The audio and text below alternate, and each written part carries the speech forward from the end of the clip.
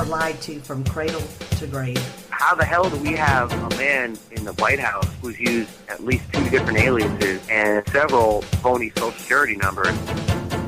This is not a government. These are terrorists. Is there any such thing as a violent citizen? Yeah, so we were kind of laughing about Get the hell away from our children! That Article 5 enables the states to have independent sovereignty and to have it in a way where they are checking the power of the federal government and to do it so that the Constitution is preserved. And God did say, do not fear the destruction of the wicked when it comes. We're going to have a Scooby-Doo ending. Welcome to PNN Talk Radio, the Patriot News Network, hosting the American Voice, Citizens Initiative, I Am Sovereign, Conservative Commandos, and Resurrect the Republic at patriotsride.org. And here is your host. Well, hello and welcome everyone to Citizens Initiative with Charles Kacprowicz as your host. And welcome, Charles. Thank you, Zita. This is Charles Kacprowicz. I am the National Executive Director for Citizen Initiatives, and we are in the business of advancing single-issue amendment conventions for a specific type of amendment. Our lean amendment today, this year, happens to be the Countermand Amendment, and then the one that is going alongside it is the Sovereignty Amendment. However, we have a full plate tonight because of the popularity of the program over the last several months. We have had to go from 2 hours to 3 hours, and so tonight we have some legislators who will be appearing in the second and third hour, and in our first hour we have a guest. I think most of you know who he is. He's known as the Constitutional Sheriff, Richard Mack, and he is the head of the organization called Constitutional Sheriffs and Peace Officers Association, CSPOA. Sheriff Mack is going to have a chance to tell us an awful lot about what he's doing and why he's doing it, and perhaps there's some compatibility with the work that we're doing with what he is doing. Now, in addition to that, our roundtable will consist of several people. We will have our National Director, Michael Coons, out of Alaska. Michael is also a State Director in Alaska. Mike has been doing a phenomenal job, and he has really taken the lead in many, many areas that has pushed us ahead in a very dramatic way. So he will be on the roundtable for comments and questions. Second, there will also be Sandy Toth. Sandy has been an assistant of mine and actually a co-worker with me for over 3 years now, and has added immense benefit to this work, especially out of Georgia. She is our National Executive Coordinator and State Director in Georgia. In a few minutes, we'll also have Kelli Gordon. She is our Assistant National Coordinator and Director out of Texas. And on top of that, there will be at least 3, I believe, state legislators who will be appearing later. Now, for those of you who would like to ask questions of Sheriff Mack, you can do so at pnntalkradio.org. There is a chat system, or there's a chat on there that you can enter your information and ask your questions, and then we will pass it along to the sheriff so that he will be able to comment on your inquiries and your comments. Our website is countermands.us. For those who would like to learn something about the work that we're doing with single-issue amendment conventions, with pre-approved texts, and with delegate resolutions to bind the delegates, you should go to the website countermands.us.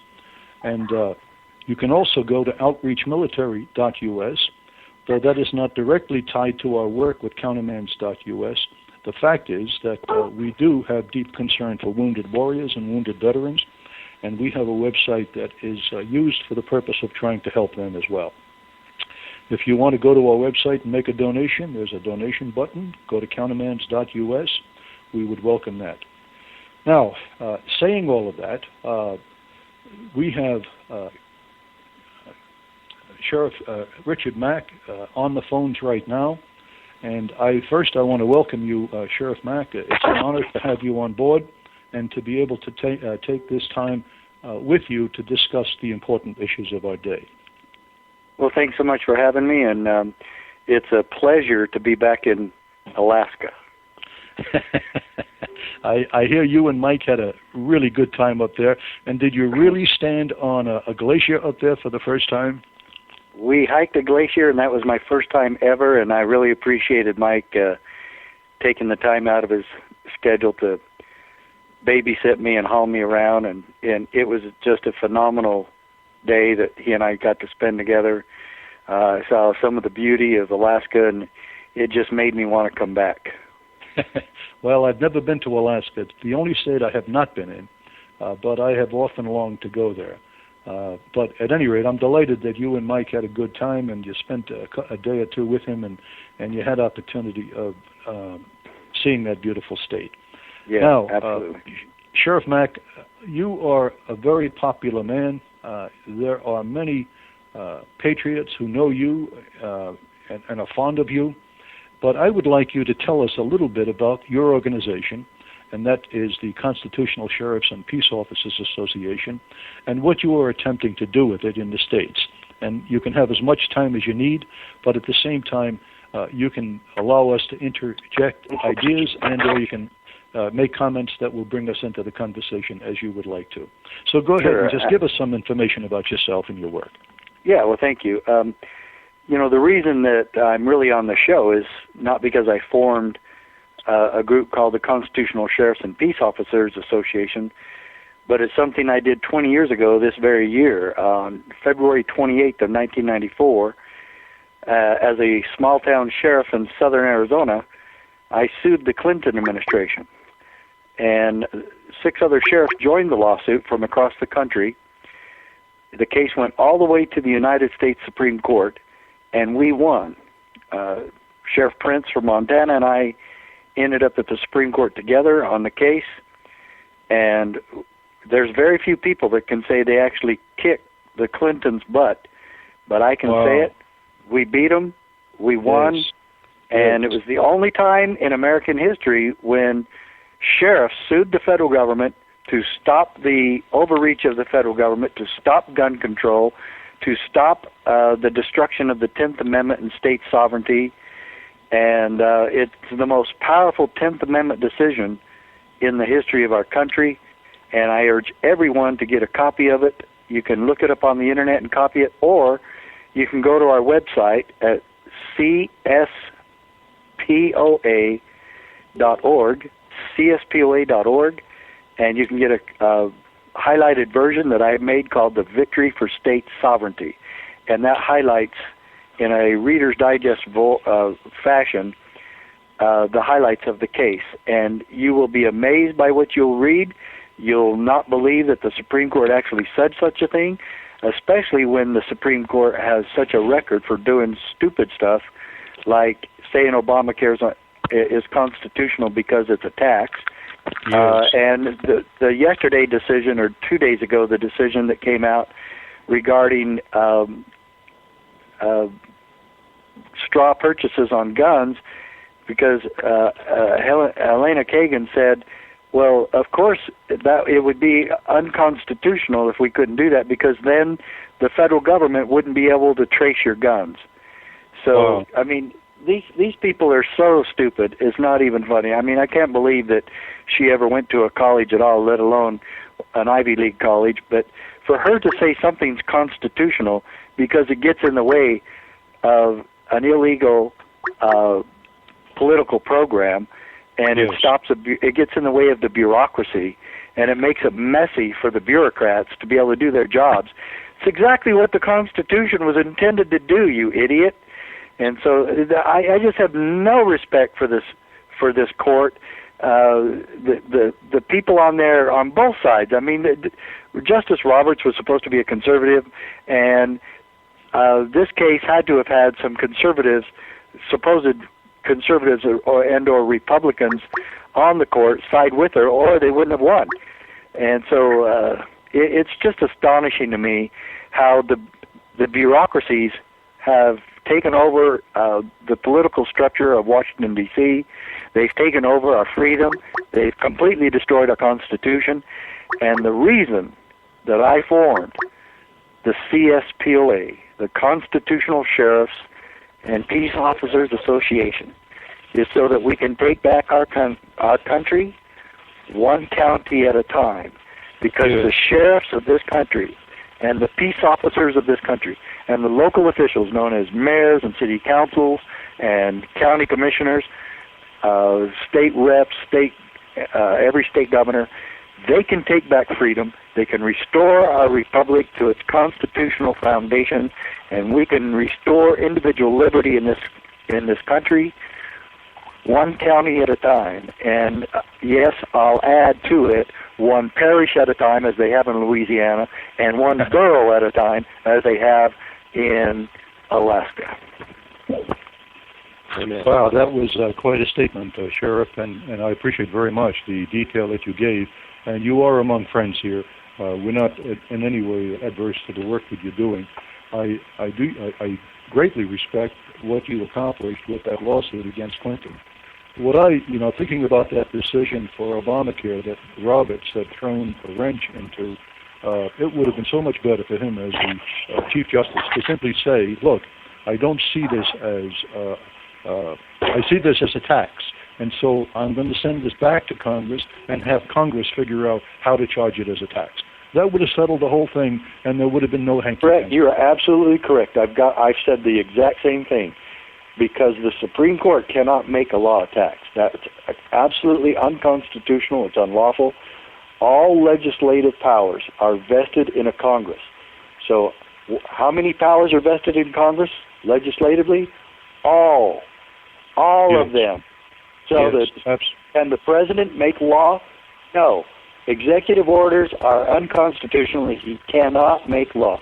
Can the United States Supreme Court make a law? No, they cannot. They can determine if a law coincides with the Constitution, and after that, that's it. But Justice Roberts, if he had really done his job, he would have said, this could be a tax, and he actually said in there, these are the words he said, this law can reasonably be construed as a tax. Yes, well, that doesn't make it a tax either. Nor does it give the statute or the bill, or in that case the Obamacare policy. It doesn't give it any clout, because he was really leaving it to be decided rather than having decided it. But he didn't clarify it sufficiently so that the left picked it up and said, hey, it's a tax. And the media, being what they are, which is obviously ideologues for the left, but the fact is what they tried to do is ignore what really was going on and just cling to the idea that it was a tax. And so today the states are struggling with a mandate that really is just draining them terribly, and more importantly, depriving us of our personal liberties, because now they're forcing things down us that we are not ordering, and they're making us buy things that we don't want. So I sympathize with what you're saying, and I agree with your statements. Well, this thing has gone on way too far, but I'm wondering, I haven't read the entire decision by Roberts, but I have read part of it, and I've talked to some other constitutional scholars who have read it, and I don't know if he ever declared it really to be constitutional. I think maybe the press and others interpreted it that way, or they propagandized that way and told us, oh, yeah, he said it's constitutional. I'm not sure he did, because I do know that one of his quotes was, it can reasonably be construed as a tax. Well, if the problem was saying that it can reasonably be construed as a tax does not make it a tax, and it doesn't make that he ruled it to be constitutional. He's still at fault because he didn't clarify his decision. Here he absolutely, and he should have just remanded it. You're absolutely correct. He should have remanded it back to Congress and said, we'll look at this after you make it a tax, but if you don't make it a tax, then it's a moot point. We don't need to look at it. Yes. All right. I want to talk for a moment about the work you're doing with the sheriffs in the states and exactly how you are attempting to help the sheriffs protect the constitutional rights of the citizens. You said some of it earlier, dealing with pushing back the federal government encroachments. But what are the mechanics of what you're trying to do as far as the work with the sheriffs that you're building in this organization of CSPOA? Well, if everybody go to the website, one, everybody can become a member. And we need every citizen to become a member. Every patriot, every Tea Party member, anybody battling for freedom ought to become a member of the CSPOA. And it's very simple, and it's a very nominal fee for a one-year membership. But what we're really, and you'll see a lot of information there as to what we're doing and what other sheriffs are doing across the country to protect their citizens from the criminal behavior and the overreach of the federal government. And let's talk about something real serious here. It's been all over the news. The IRS committing crimes, and it's being exposed once again. Let's make something really clear here. The IRS has never stopped committing crimes in victimizing American citizens. It's always been there. Always. Since the day they were formed, it's always been there. It gets worse every year. Amen. And way back 17, 18 years ago, 3 or 4 IRS agents testified before Congress. And this was all over the newspapers. It was everywhere. It was as big a scandal back then as it is now, regarding Lois Lerner and her lying before Congress and her trying to hide behind the Fifth Amendment and making a statement that she did nothing wrong, that she has nothing to hide, and then she hides behind the Fifth Amendment. If you have nothing to hide, you've done nothing wrong, let it out, girl. Let's have it. And now the IRS has lied and fabricated the destruction of evidence, which means every one of them should be charged with obstruction of justice. They should be fired. This entire organization should be abolished. But let's go back to 1997. Jennifer Long, an IRS agent from Florida, testified before Congress that the IRS routinely fabricated evidence against citizens who the IRS knew could not afford to defend themselves in court. And so the IRS is really good at that. They can go after you and go after you and go after you because they have unlimited resources, they have unlimited money, and they'll just wait you out until they dry you out and drive you bankrupt and you don't have any more money to fight. And you don't get that money back even if you win. If you win against the IRS, you do not get your attorney fees. Very seldom do you get anything back. That's perfect. And I know people who have battled the IRS for 15, 20, 25 years, and they still are battling, and finally they might win something, and even when the IRS is ordered to pay back and return property, they don't do it. And so Jennifer Long is testifying. Another agent testified behind a silhouette because he was so afraid of the IRS and retaliation. He was so afraid of his own boss and the IRS and how ruthless they were, he would not testify unless they muffled his voice and hid him and kept him anonymous. And the only other time that's happened in American history is when a mafioso from the Cosa Nostra testified before Congress. And if you don't see a parallel there, then something's wrong with you. That's yes. But the IRS has committed so many crimes in this country that, and now they document more. We know that Richard Nixon, we know that FDR, we know that Bill Clinton, we know that Obama, George Bush, have all misused the IRS to go after people who were their political enemies. Sir, they are the mafia. Of course they are. And the only competition they have is the mafia and the mob. So anyway, we already know all that. And now, what if they were to audit me or you? And we go to court and we say, Your Honor, the IRS has failed their own audit.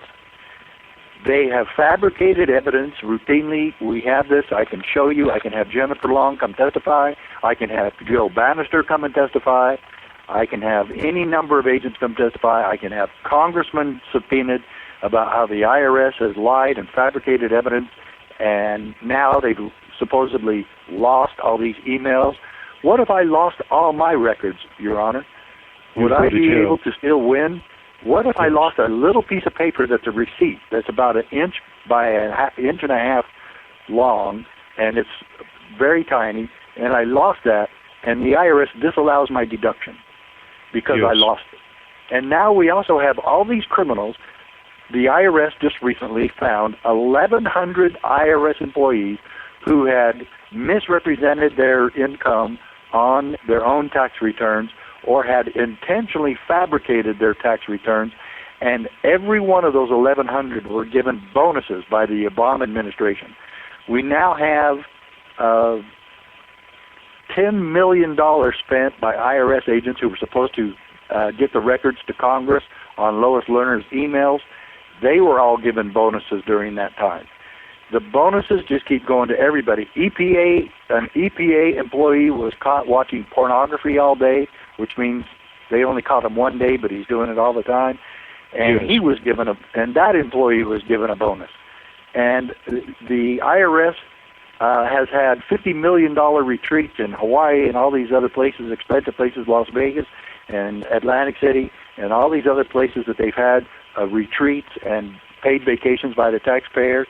They didn't keep receipts. They didn't document their expenses, and they were all given bonuses from our money. And Nancy Pelosi has come out and said there's no place else to cut. Oh, really? You couldn't cut the bonuses you gave the criminals in the IRS and EPA and all these other agencies that we've been seeing all over, plastered all over the news? And these people are so stupid and such liars. I can't believe any of us pay any attention to them. Sheriff Mack, let me interrupt for a moment. We have so many people on the telephone line that I've got to ask the audience, if anyone is on the line that doesn't have to be on the line and they can listen to this program on the Internet, please go to pnntalkradio.org, and you will be able to monitor everything that's being said live, and you will also allow us to have our lines freed up so that it doesn't decrease the quality of the communications that we have between one another. And then also, you can still chat with us. I want to talk about some other things too, Sheriff Mack. Well, let me just finish the IRS thing. The only thing the reason I brought them up in relation to the sheriffs is I have to ask every law enforcement officer in Alaska, every peace officer and sheriff from Alaska down to Hawaii, from Hawaii to Bangor, Maine, down to Melbourne, Florida, who is going to protect the citizens of your county from a criminal IRS? Is the president going to do it? Don't make me laugh. How about the United States Congress? No, they're not going to do it either. They're going to hold a dog and pony show, and they will do nothing, just like in 1997 they did nothing to stop the crimes of the IRS then. They're not going to hold their feet to the fire. They're not going to make sure they're obeying the law. They should be abolishing them altogether. They're a criminal organization. They have no business being in existence, and the only reason the IRS exists in the first place is because Congress has made the tax code so convoluted that nobody can understand it, so that makes it necessary for somebody to be watching us and monitoring us and mandating us to watch ourselves, and they're going to audit us and violate the Constitution with these random, baseless audits on our own personal finances, and if we don't keep track of it good enough, they'll send us to jail. And that kind of a system, promoted in America, is absolutely crazy. It's crazy, and it's unconstitutional, and it denies our inalienable rights, which I am vehemently opposed to. I am going to be adding a few comments to what you're saying, and I think we have a solution that we have not adequately discussed in the public forum. And in a moment, I will be getting to it. Here's a comment from the Patriot Watchdog, and it's to you, Sheriff. It says, the Supreme Court has no appellate jurisdiction over cases in which a state is a party. They have original jurisdiction. See Article 3, Section 2, Clause 2. The SCOTUS ruling is null and void and committed treason to the Constitution. Do you have any comment on that? He's absolutely correct. They do have original jurisdiction, and that's exactly what the Constitution says. So where this comes from, when it deals specifically with a case involving the states, like what happened in Arizona on the legality of Arizona and Sheriff Arpaio and the state of Arizona enacting their own laws against illegal immigration, that should have never gone to the district court, should have never gone to the circuit court, should have gone right to the Supreme Court where proper jurisdiction is lawful, and it should have been taken care of there. And then if it doesn't follow that process, he's right. It's unlawful, and the Supreme Court's out of it.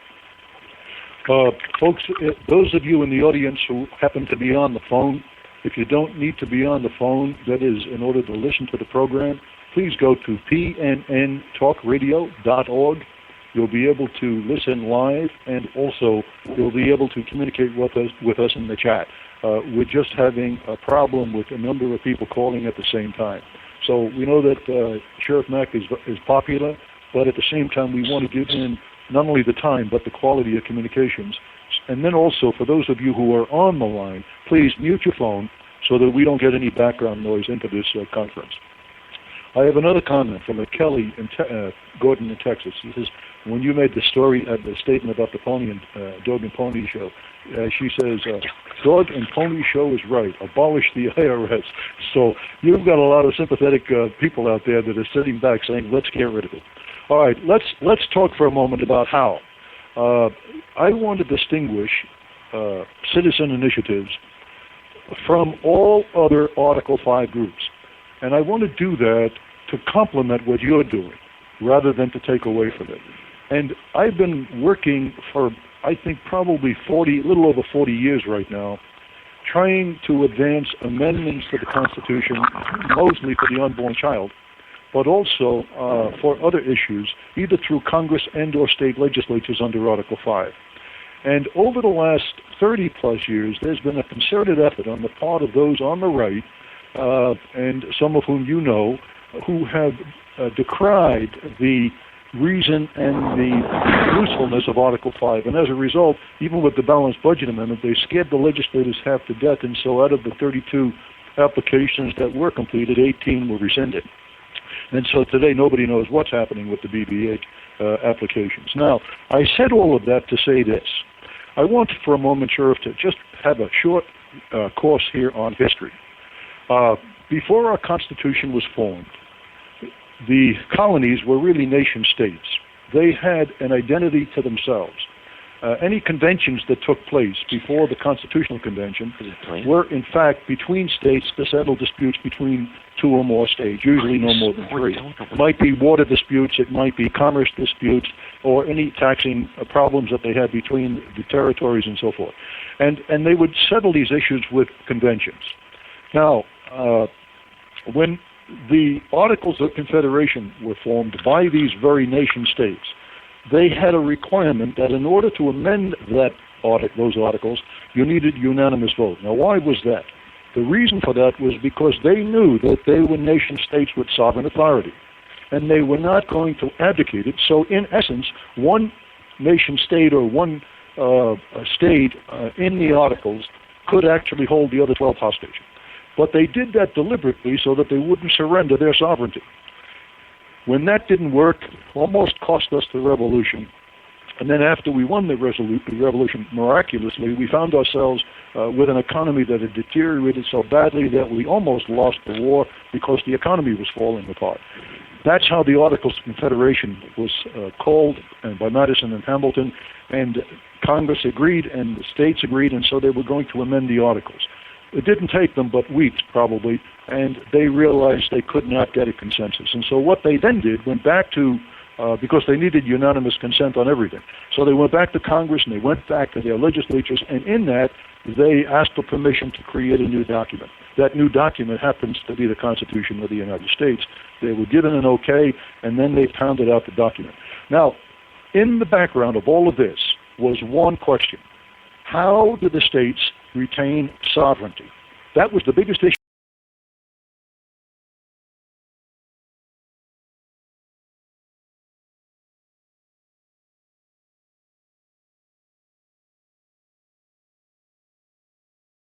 dealing with how to vote at this new convention.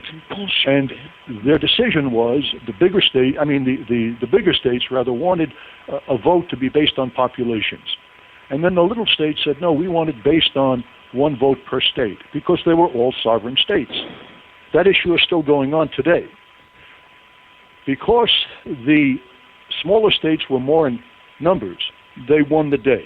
And so this fellow George Wythe put together a plan with his committee and got the delegates to agree that it would be one vote per state, even before the Constitutional Convention started. After that, they pounded out the Constitution, and they finally got to the Article 5 part of it, which then was ratified by the state legislatures. Now, up until we came into the picture, and there may have been some others that we're not familiar with, but up until we came into the picture, everybody thinks that the delegates who went to the Constitutional Convention are equivalent to delegates that go to an Article 5 convention. They are not. The purpose of the delegates at the Constitutional Convention was to hammer out a new governing document because the articles had failed. And as a result, they had latitude that required them to delve into issues and topics and problems that did not pass on into an Article 5. What Article 5 does do is allow the state legislatures, who are the sovereign entities in this, they never gave up their sovereignty, who are the sovereign entity, and those states have the deliberative power to decide how a convention is to be convened. The purpose of the second constitution, which is where I'm going with this. There is no allowance in Article 5 for a new constitution. And the historians that have been arguing that way have really confounded things to the point where most people are very confused as exactly what it is Article 5 does. Article 5 simply allows proposing amendments with sovereign states being the deliberative body, not the delegates going to the convention.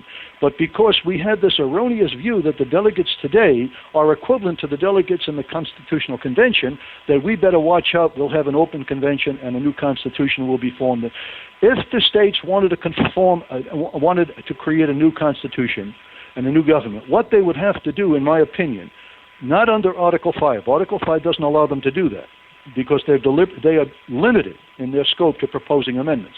And also with the responsibility of making sure that the Constitution remains supreme as a perpetual document. Those are the two conditions that were passed on from the Constitutional Convention. And so if they wanted to secede from the Union, let me rephrase that, if they wanted to make a new Constitution, they would have to secede from the Union, they would then have to have a new convention, and then they would also have to create a new government. That is how they would be able to create a new Constitution. But Article 5 doesn't give them the power to do that, contrary to what's going on right now in the Article 5 groups that say that it does. So what we have done, Sheriff Mack, is the following. We said, okay, we want the state legislatures to retain their sovereign authority. We don't want them to abdicate it and surrender it to anybody. We don't want it to be surrendered to delegates. And because Article 5 is for state legislatures alone as to the sovereign entities that will decide how to use Article 5, we have a chance at retaining our republic if we understand it that way. If we understand that the republic can be restored through the states, through Article 5, but not for the purpose of remaking the Constitution, I think we will be able to recover this land and put many of your ideas in motion. And so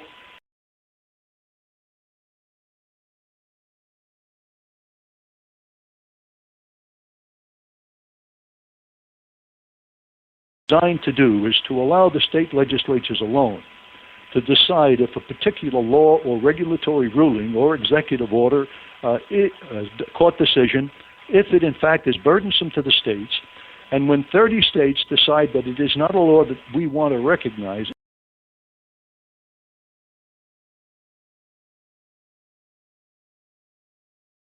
the states then can nullify certain mandates that are placed on them by an encroachment of government, and they can do it permanently with peaceful means, and as a result not have to resort to nullification that could wind up with a BLM in Nevada type situation. The other thing is, with the countermand amendment, The 9th and 10th Amendment, well, especially the 10th Amendment from the standpoint of the states, the states under the Countermand Amendment can actually define what their unenumerated rights are by using the Countermand provision. And my last comment, and I'll let you have your say here for as long as you need. I recently had an article was brought to my attention by an organization called Salon.com.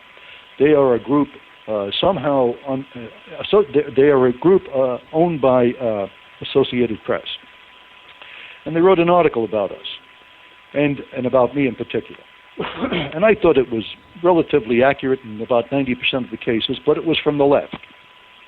What's amazing to me is they got it. They understood what we're doing, and that people on the right don't. And as a result, they're looking at it as something that is causing them some consternation. And they see it as a threat because even with this, their comments, they were saying something like, with this countermand provision, the states could rescind Roe versus Wade, or they could rescind executive orders.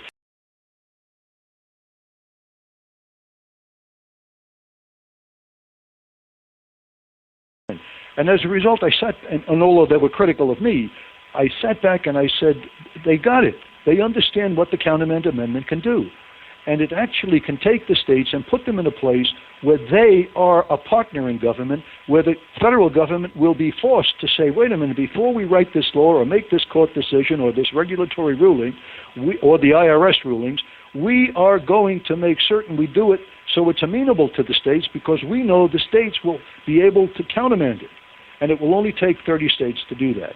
So having said all of that, I want to pass that kind of perception on to you in trying to help explain how this work could complement what you're doing.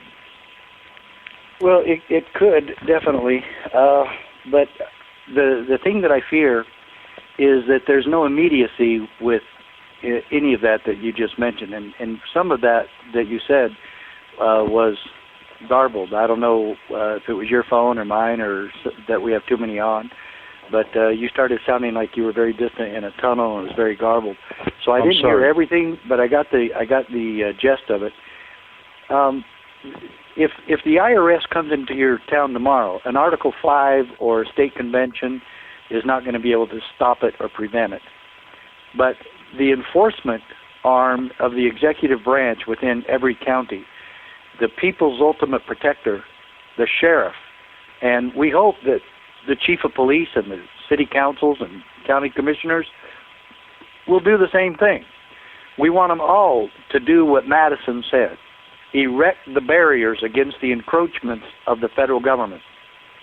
So if anything goes on in this country about taking guns away from people, door-to-door confiscations, registrations, arresting people because they have a magazine that's more than 8 rounds, or that they didn't register their gun, and we're going to go in and arrest them. And if you follow the idiocy of the federal government and the Supreme Court, then you're going to know that's very likely to happen. Door-to-door confiscations have already happened in several different states and locations.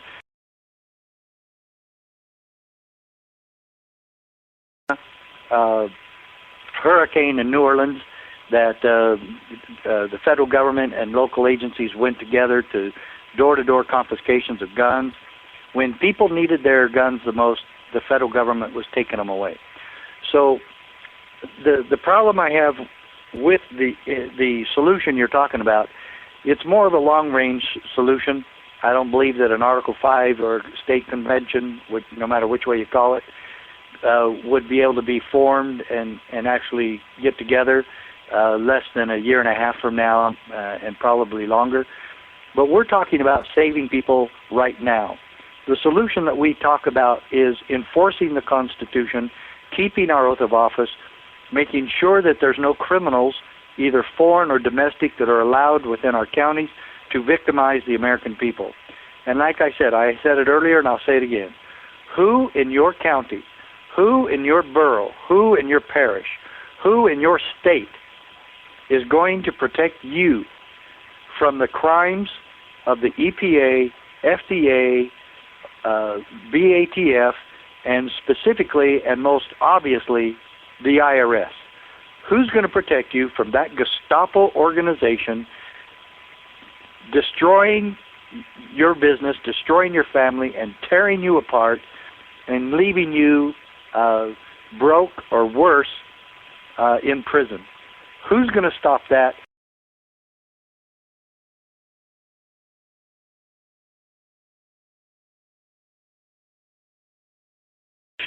The CSPOA is all Sheriff, about can you hear me? restoring liberty right now, today. Okay. Folks, if you're online, please mute your phone. And if you don't have to be online on the phone, then go to PNN.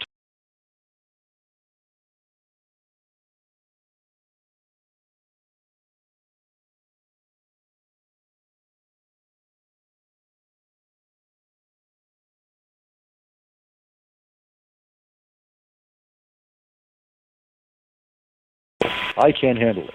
And Article 5, Amendment Convention, we don't call them convention of states. That was a term used before the Constitutional Convention. And that implies that there can be a convention to make a new document, that is, to make a new constitution. That's a misnomer. I think that the COS people have missed the mark on that. The other problem that the COS people, as they're sending delegates as free agents rather than as ambassadors for the legislatures, which means that they can pretty well determine what is to be discussed and what's to be debated and what type of solutions and how many subjects and how many sub-subjects and sub-subjects. I mean, there could be hundreds of different items that they would have to deliberate on, and you'd have 534 politically charged delegates. So that is not the solution for anything even close to getting done quickly. Because that would probably be 2019 before anything could come out of it. But what we're talking about is complementing the sheriffs, complementing your organization, because we know the urgency of what you're doing is right on top of us. It's got to happen. But at the same time, we have to have a plan that we think within 2 years we could have our Constitution ratified with the Countermand Amendment. And then, actually, we're hoping that by 2015, we will have the 34 applications on Congress for the Countermand Amendment. And when that happens, then within 7 days, maybe, we can have the convention closed, because there will be a pre-approved document by the legislatures that will instruct the delegates who are... Why would you trust any of the legislatures to do anything constitutional? That's right. Or based on principle. Well, because there are some calculations here. But the fact is, I find that when we talk to the state legislatures and when we explain to them that the sovereignty is in their hands, they're waking up. And they're recognizing that all of a sudden they've been asleep for about 5 or 6 decades, maybe longer. And as a result, they've been... I don't know if I buy that. I've been around too many state legislatures and legislators, and boy, Richard? they don't seem to get it. They don't understand any of those principles. They don't understand the principles of our Constitution. They don't understand, and you're trusting them a lot more than I do. Let's put it that way. Richard, who is it that's trying to say something? Yeah, this is Mike. All right, go ahead, Mike. Yeah, Richard, I was kind of thinking about this the other night, because I know you and I have had this very conversation before. And Kelly Gordon just brought up a point on chat about there's places in the states right now where you got corrupt sheriffs, like in Clark County, and there's some down there on the Texas border where she's living. So the problem is that we're all human. And it doesn't matter if you're in the state legislature. It doesn't matter if you're a county or a borough sheriff. It doesn't matter if you're a deputy sheriff. It doesn't matter whomever. You got people that don't get it, or are going to try to use the color of law or the color of their office to their benefit. I get that, but as Charles was saying, we're running into a lot of legislators that do get it. They may not have had it, may not have known it before, but as we talking to them about this, they coming on board with this right and left. And then kind of going back to what you were saying earlier too about, the immediacy. When I've been talking to my legislatures here in Alaska in particular, as well as other people from Idaho and Nevada and a lot of other places, they're seeing the immediacy as well, and everybody is really concerned. So the combination of having solid, good sheriffs that are going to back the people and going on with the countermand amendment and doing what we're trying to do for the future, that's just all going to add to it so that we can turn this thing around. And I'll leave you with this. This has been going on for decades upon decades now, and this is not the country that I grew up when you and I were born in '52. Where this was not that this country is completely different from that, like it was completely different from the 1920s when my dad was born. And it's going to take time to take it back. But I think what we're trying to do here, especially with this countermand amendment, and especially the proper use of Article 5, where we have state sovereignty at the start and all the way through state sovereignty at the end of ratification, and then the countermand amendment to really start going after some of these issues, we can take this back in the matter of less than, I think a huge difference will be seen in less than a decade. Well, that'd be wonderful, but I can only be like Patrick Henry, and I only can judge the future by the past. And I don't know how many states respect and obey the Second Amendment. There's not a single state. There's not a single state in this country that obeys and follows the Second Amendment as intended by our founding fathers. I disagree with you on Alaska. There's only 4 states that have constitutional carry. That's Alaska, Arizona, Vermont, and Wyoming. But they still require some sort of permits. They still have some sort of registration. They still require background checks. And they don't even get a simple one like the Second Amendment. How are they going to get any of this state sovereignty thing? How are they going to get pushing the federal government back to its jurisdiction, making the federal government and the United States Supreme Court irrelevant, or forcing them into a position of obeying and following the Constitution, which they haven't done in, like you said, decades upon decades? And so I don't see how an Article 5 is going to all of a sudden get these people to follow the law and to do what's right. I don't trust them. I don't trust them. Let me interject now, Sheriff, because there are a couple of things I think need to be clarified. One, we agree that what is being proposed by Article 5 groups up till now is flawed. We agree with that. We also agree that the Sheriff's Department concept, or the Sheriff concept that you're advancing, is needed. We agree with that. And it has a more immediate solution to some problems that we have. But there are issues that go way beyond that. And one of them is, how do you get the federal government to stop encroachment? How do you get the federal government from stopping the ownership, or at least the control, of 80-some% of the land in Nevada, or 61% in Alaska? How do you do that? How do you get them to stop impeding the energy industry? Well, I can tell you one way. The states need to quit taking federal grants and acquiescing because they take all the federal money and playing footsie with the federal government politically. So one of the ways is that you have governors and state legislatures that know and understand what state sovereignty really is, and where the Declaration of Independence says these states are and have a right to be free and independent, that they become free and independent, and they not allow the federal government to control their lands and their national monuments. They not allow the federal government to dictate health care. They not allow the federal government to control their state's education. And they tell them to stay out, and they erect the barriers against such, and they do it. But they take the money, they play this money game, and they support the Federal Reserve, and they support the United Nations, and all these states. I don't believe there's a governor anywhere in the country who knows and understands the deception of the Federal Reserve, or that we should not belong to the United Nations. All right, let me interject. I want to read two sections of this amendment. I don't know if you read the whole thing or not, but I think the audience needs to hear this, because I believe that this amendment addresses every issue that you have just raised, including whether the legislators will, in fact, understand state sovereignty. I believe they do. That is, through this amendment. Once they hear the amendment and what it's designed to do, they recognize that they have some power that they didn't know they had. And now they start rethinking. Don't get me wrong. I hope and pray that this will work, and I certainly don't say don't try it.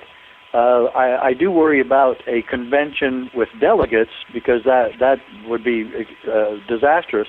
But if the states will see this amendment and take some action and see the efficacy and see the necessity of it, try it. I mean, it'll also show us where the states and legislatures and governors really stand. So your amendment process probably is the best way to go on some of those issues. Okay, but, I don't know. Don't get me wrong. I'm not against trying. Okay, here's what I want to clarify. I think this is extremely important, so I have to take a few minutes to clarify it.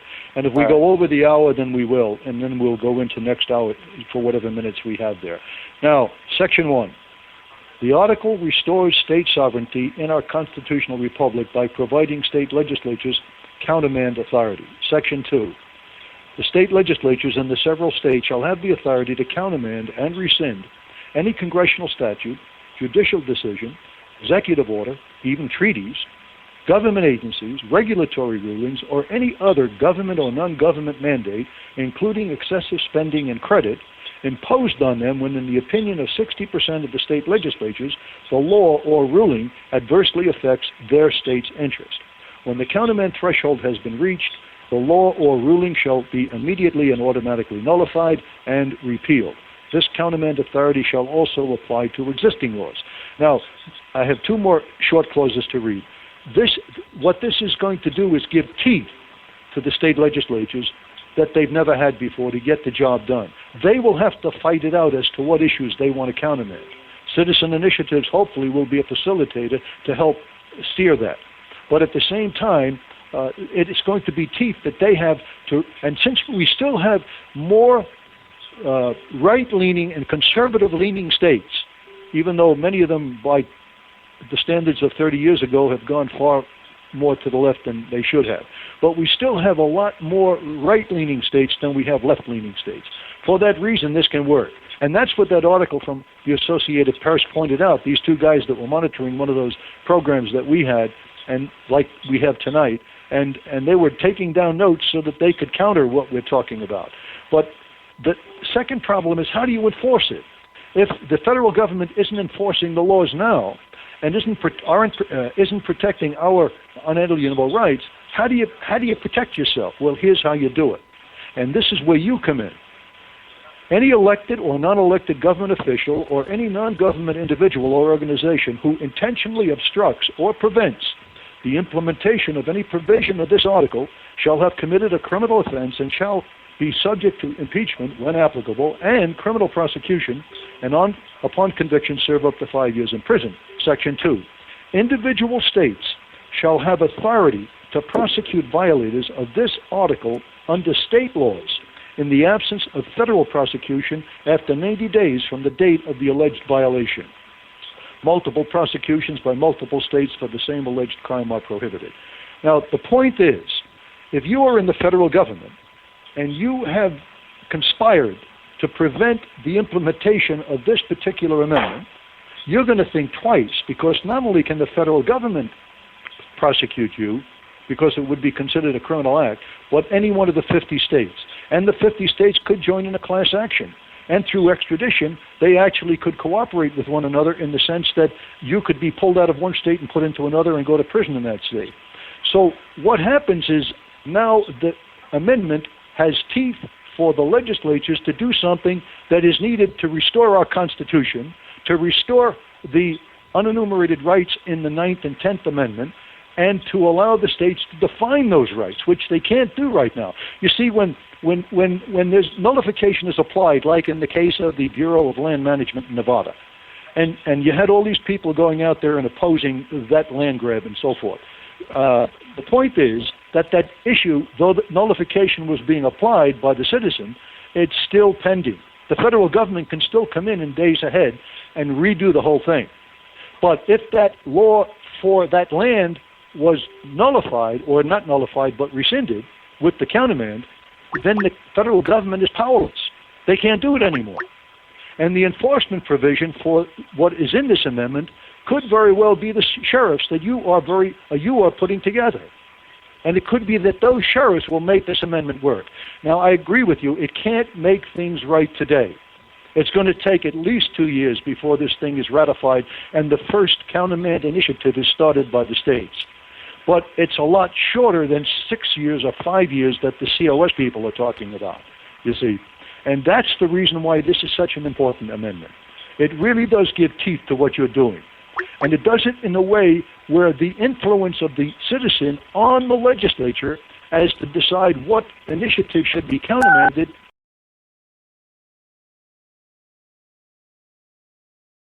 the whole thing ought to be retired until the sheriff can clean out the town. Who is this, Thomas? Yes, sir.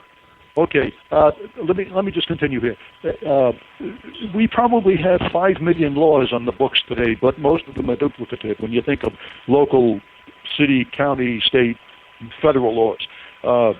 That's at least an estimate that I came up with. It may not be anywhere near that, but I think it's probably close to that. Well, no one ever takes the laws off the books. They're always there. But in the federal area, which there are quite a few, there are a lot of laws, but there are less than when you combine all the states. Now you can attack the IRS. Now the states will have the power to attack EPA. Now the states can say, hey, EPA, you went too far. You're destroying our energy industry. We don't want that done. There's a better way to do what you want to do. Let's find a better way. And when you make a ruling, you make sure it's amenable to our interests. EPA is going to think twice before they have arbitrary decisions of raising the percentage needed of reduced emissions to 30%, I think, by 2030 or something. But at any rate, the government will think twice because they will be forced to look, because of the countermeasure, they will always be forced to look at the states as partners rather than as subjects to their federal mandates. That's why it is a good amendment. All of the things that may imply that it can't work, I'm not too concerned about that. The states will learn how to use it. They will learn how to use it. But as long as it's on the books, it's like Roe versus Wade. The Roe versus Wade, when the Supreme Court made that very terrible decision in 1973, and I was there and I spoke out against it on the next day, believe it or not. But the fact is, they amended the Constitution without ratification by the states with an unenumerated right in the Ninth Amendment as to privacy that was never there, and the states already had pro-life bills in all the 50 states and constitutions that protected the unborn child. All of a sudden, that was all wiped out by this one stupid decision. At the top of the hour, We're not going to have a commercial. We're just going to go through to the next hour. But at any rate, what we are talking about is countermand amendment sheriff that actually can give the sheriffs in the local communities the tools that they need through the state legislatures to have nullifications defined and then to have the authority to enforce it against intentional violators. That's why I think it's such a powerful amendment. Go ahead, Sheriff. You have the floor. Well, it could be a powerful amendment, and time will tell. In the meantime, I believe that there are so many of the abuses that are going on today that can be stopped at the local level, and the states can stop them. I support anything that has any semblance of a solution attached to it. The most immediate solution is the one that I've been professing. It's in my book, The County Sheriff, America's Last Hope. I'm just now finishing the sequel called Are You a David? In other words, are you willing to go against Goliath? And we have to have sheriffs and local officials and governors that have the courage to stand for what's right, to answer the call to go against Goliath, and that is the most immediate solution. It can stop the crimes of the IRS, the Federal Reserve, EPA, all of them. It can stop it. It can stop the NDAA, the Patriot Act. It can, but and it can keep this process peaceful. The movement for freedom, the only one I'm going to support are peaceful solutions. Yours is one, mine is one, but let me tell everybody again, go to our website, become a member, make a donation, help us in what we're doing. If we were funded, there would be absolutely no stopping us. Let me say that again. For this to be successful, and for us to really have sheriffs all across the country standing for freedom, if we were funded, there'd be no stopping us. And so I've got to get, and I really appreciate being on with you. I appreciate Mike getting me on here. Charles, thank you too. Richard, before you go, can I was only to touch on one thing.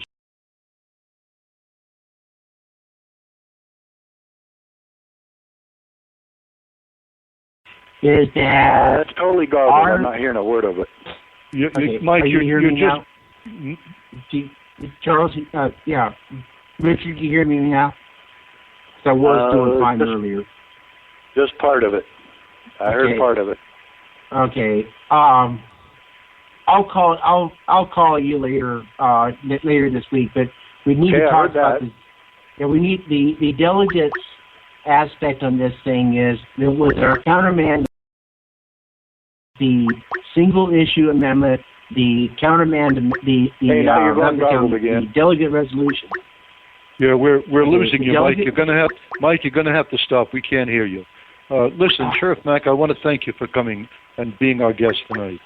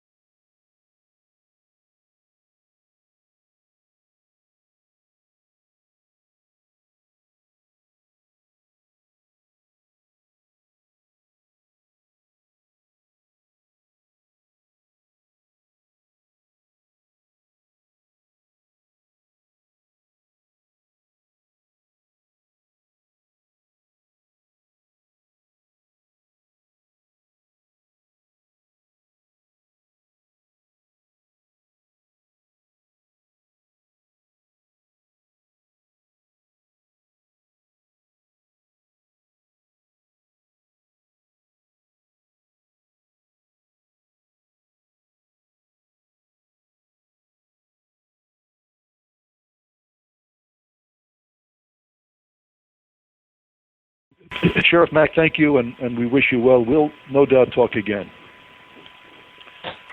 Okay, now, this is Charles Kacprowicz. I am the National Executive Director for Citizen Initiatives and the Countermand Amendment, as well as the Sovereignty Amendment. And Mike Coons is on the line with us in our roundtable. He is our National Director. Sandy Toth is our National Coordinator, Executive Coordinator. And Kelli out of Texas is our National Coordinator and Texas State Director. So we've got a good house here. Now, the two gentlemen who are on the line now are introduced to Mike for us, please. Yes, Senator Hagedorn from Idaho is on with us. We've had some really good discussions in the past. And then Senator Sam Sloan, and please be gentle with Sam. He is the majority. He's the minority leader, the minority caucus, and the minority whip of one for Republican in the Senate in Hawaii. Really nice gentleman, and I'm glad to see he's on board. Well, this is Charles Kacprowicz. Hi, Charles. This is Sam Sloan. Yes, welcome aboard. And you don't have to be gentle with me. That was a great introduction. I'm used to all this, and I'm very pleased to join with you today. And I did listen to the last part of my good friend Sheriff Mack as well, who has been visiting us in Hawaii in the past.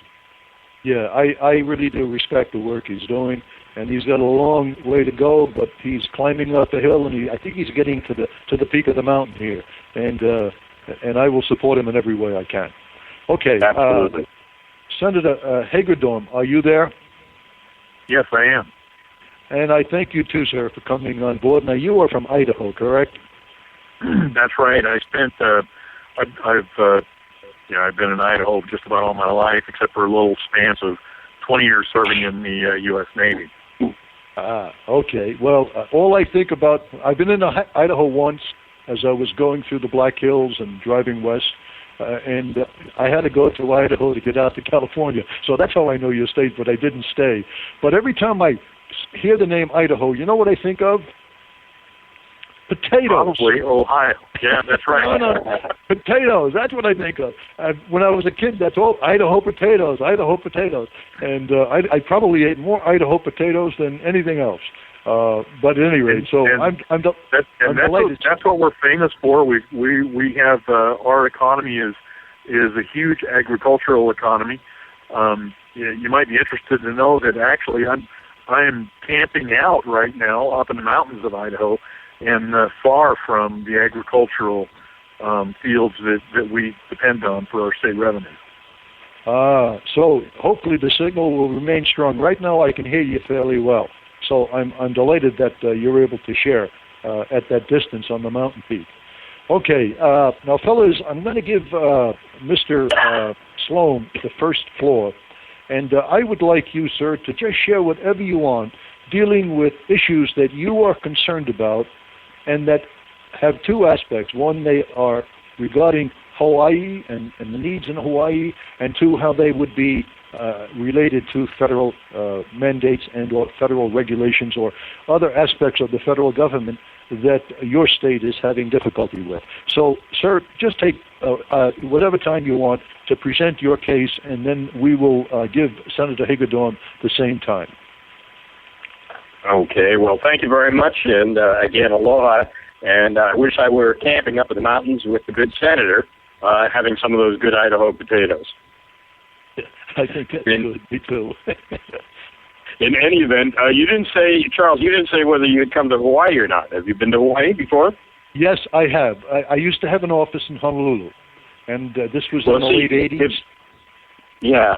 See, if you come here, if you come across the ocean, you'll start to see us, about 2,000 miles out, and it gets blue, and then really bluer, and then really blue.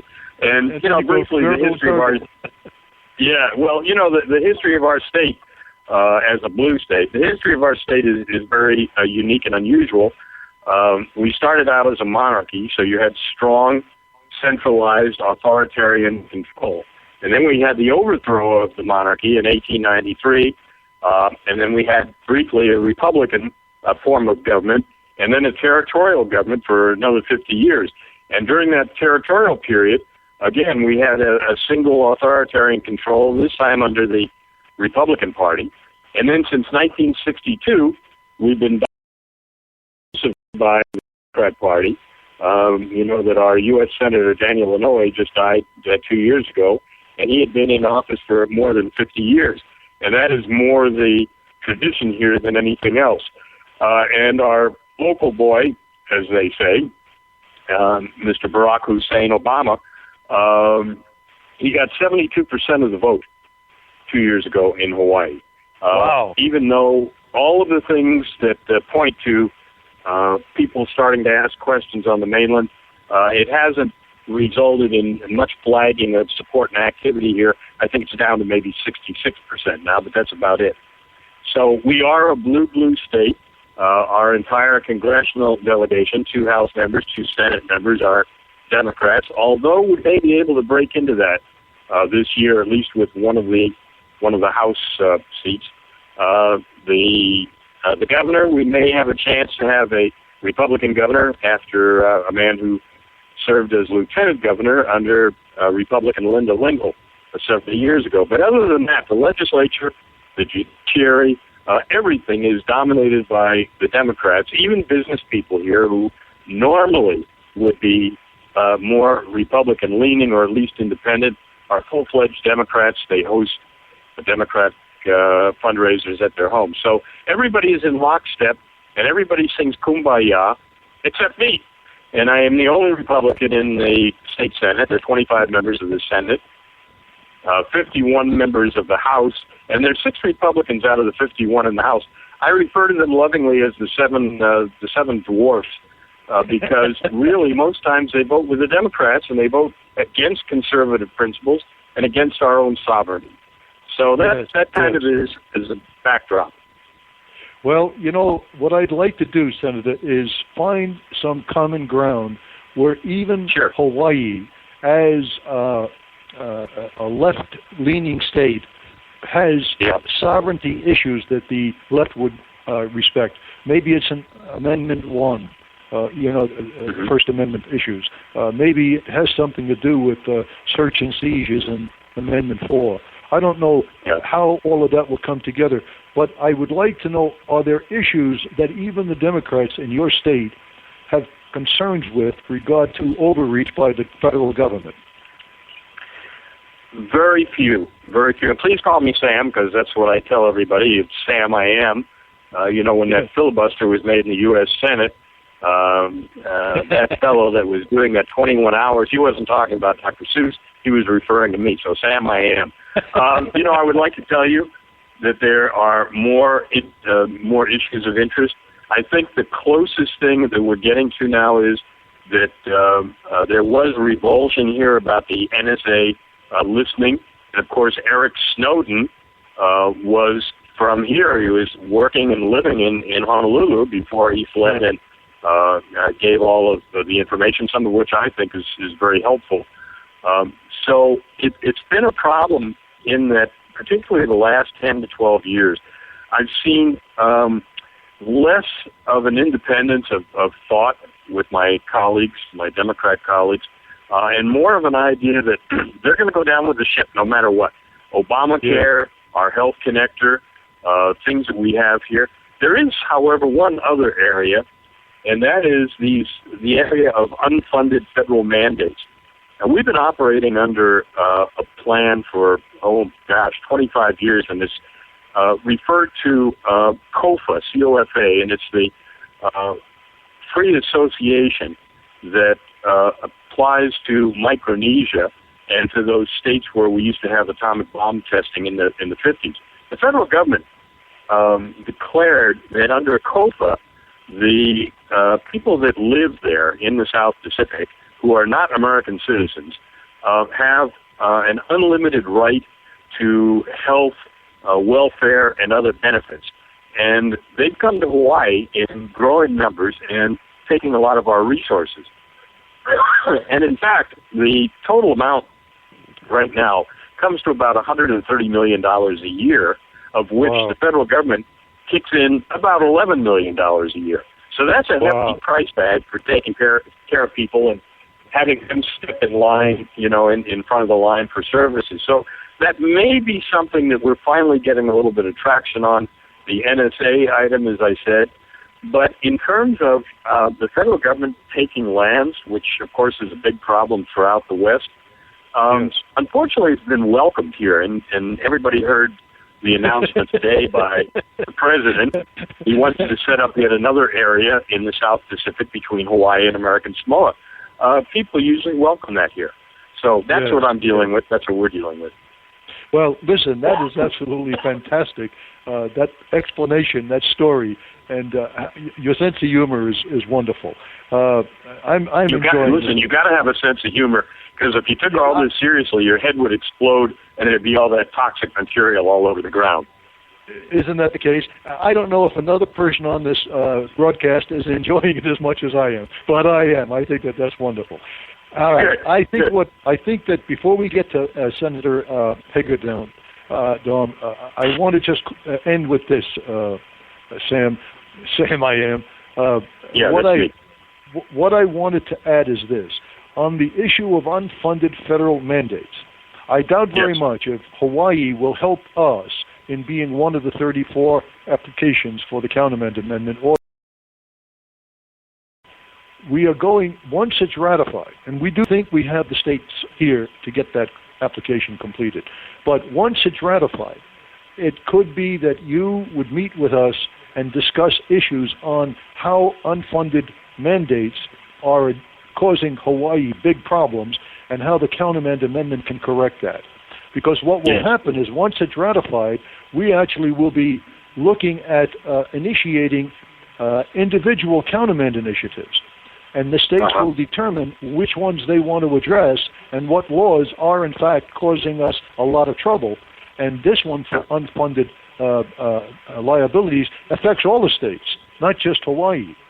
So I think that this is going to be a good common ground for you as the lone Republican out there. I don't know how you can stand it. Listen, I stand it quite well, and I pledge my 100% efforts for you and for this effort, and that means that I bring with me the 100% of the caucus every day that I go to work at the Capitol. There's never been a coup attempt on me, and I do want to correct something that was said earlier. It was said that I am minority leader, I am minority floor leader, I am minority policy leader, but I'm not minority whip. I leave whips and chains to the Democrats, okay? So just to make that clear. I love it. One Republican. But listen, I got to tell you, I got to tell you that professionally, I'm a consulting economist as well, and I know, as dark as things appear to us here, that everything in life and everything in the economy is cyclical. So this, too, will change, because I had the luxury of coming from Pennsylvania right out of high school to the University of Hawaii back right after statehood, 1960, and watching how dynamic Hawaii was, how welcoming we were of new ideas, how independent we were, and then watching that slide. So I am working every day to make sure that the pendulum does swing and that we make the changes that we need to. So I pledge my support to your efforts. Thank you. Now, don't get off the phone. Hang in there. I want to give Senator... I'm hanging. I want to give him proper time so he can discuss Idaho. But I'll get back to you, and then you'll have opportunity of addressing anything that has come up in the meantime, or maybe we'll get questions on the chat over here that will deal with Hawaii. Be glad to do it. I think I have one chat. It says, do you have any rental canoes to travel safely across the Pacific? I don't know if do you sell those out there or rent them? Pardon me? Do you have any rental canoes that they can use to go across the Pacific? They can't afford the plane trip. Yeah, that's right. That's right. At any rate, let's just stay in there, Sam. I enjoyed this little chat, and you're a delight. When I get back to Hawaii, and I was out fishing in Hawaii for what do they call them? Dolphin. They aren't dolphin that we know out here. And I had the catch of the day. I caught 3 of them. One was 50, one was 30, and one was 20 pounds. And wow, then that's good. I had to leave you behind. Ate well because, that night. Yeah, it was a big day for us. Okay, Senator Hagedorn, thank you for being patient. I appreciate the fact that you have allowed Senator Sloan, the majority leader, the majority whip, the majority whatever he is. He's everything. I don't know if I've ever talked to anybody in any legislature who has all of his titles. I love it. That's fantastic. At any rate, Senator Hagedorn, you no doubt have some issues that are important to you and to your state. And I would like to give you the freedom to just share them. We usually have a very large audience. I am sure that there are many, many people in Idaho who are listening to this broadcast. And you are welcome now to talk to them, talk to the nation, and discuss issues that your state is having problems with in relationship to the federal government. Well, thank you, sir. And I would first off like to thank Senator Sloan for hanging in there and being our mainstay in the state of Hawaii. And he's right. The pendulum will turn, and he will be the keeper of the books for all the Republican efforts that have happened in the Senate there for minutes. And so hang in there, Sam, and you're always welcome to vacation in Idaho. If you ever get here, give me a call, and I'll help you get settled in somewhere. Idaho is a very unique state, almost opposite of what Hawaii is. We're a very red state. We have in the Senate we have 35 members, and I believe we have 7 of those members are Democrats. In the House we have 70 members, and I believe we have about 12 or 13 that are Democrats in the House. So, and our governor, actually all of our constitutional officers are all Republicans as well. So we're a very red state, but still we have issues that we can't seem to resolve even amongst conservatives. One thing that that we do enjoy. We're the only state in the union that actually, the first about 3 weeks of our session, we start in January, the first 3 weeks of our session, we review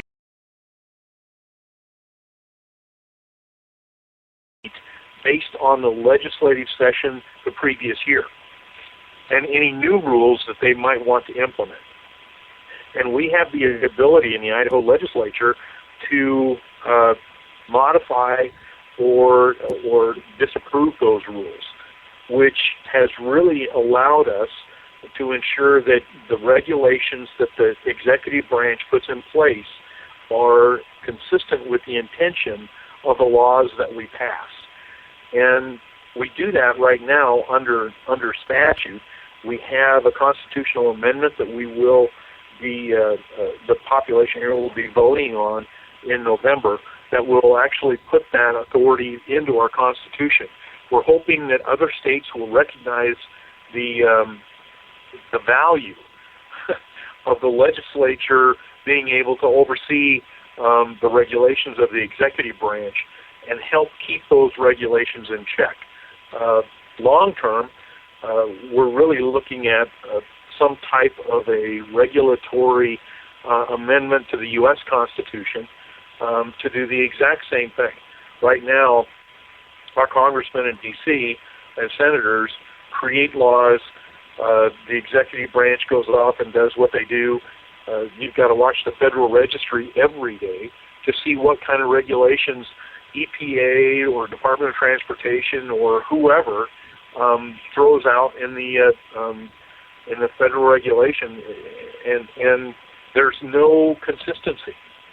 There's just no tie back to this federal law were passed in Congress. And so we've got to get to the point where Congress can somehow oversee, regulate, and manage those regulations that the executive branch is doing. When you say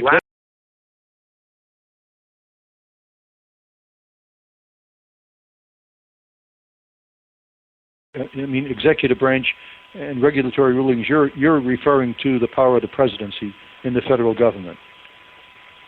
Right. Yeah, okay. Just want to make sure I understood. Yes, there should be, and there's not.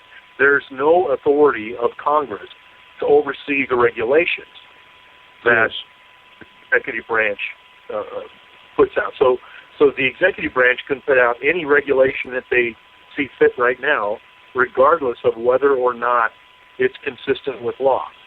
Yes. And the only way that changes is when that's challenged and it goes to court, through the court system. Can you give me an example? Can you give me an example of a regulation that is adversely affecting your state? Something that you're deeply concerned about right now? You know, what agency? Is it BLM? Is it EPA? Is executive orders? Is it congressional statute? Is there something that right now you personally have some knowledge of and you're concerned about? 63% of our land mass in Idaho is owned by the federal government. When we became a state back in the 1860s, the deal was that land that the federal government would hold would eventually be turned over to the state of Idaho. That has never happened because regulations that keep them managing those lands. We have natural resources locked up. We have renewable resources locked up. The federal government right now spends about $1.5 billion of your tax dollars and my tax dollars in fighting the forest fires here in our state because they don't have the capability to manage the trees. Yes.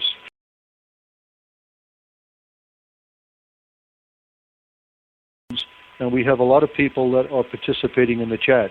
But if you are on the line and you want to stay on the line, please mute your phone because it's causing some distortion in the signal, and it makes it difficult for people in Alaska and down in Arizona and Idaho and myself here in North Carolina. It makes it difficult for us to hear. So please mute your phone if you're not talking. If you're going to talk, you can unmute it and then present your situation. But at the same time, if you don't have a mute button, use the *6 buttons. And then to unmute it, use *6 again. So, but in the meantime, please mute your phone and keep it in a state where we don't get the background noise and the interference from your phone into other phones. Now, is it? I need to correct. I need this to correct line myself. is now muted. Is it Hagedorn or Hagedorn? This line is now unmuted. Do me a favor. It's Hagedorn. Hagedorn. Okay, I got it. Okay. Now, Senator Hagedorn, did you...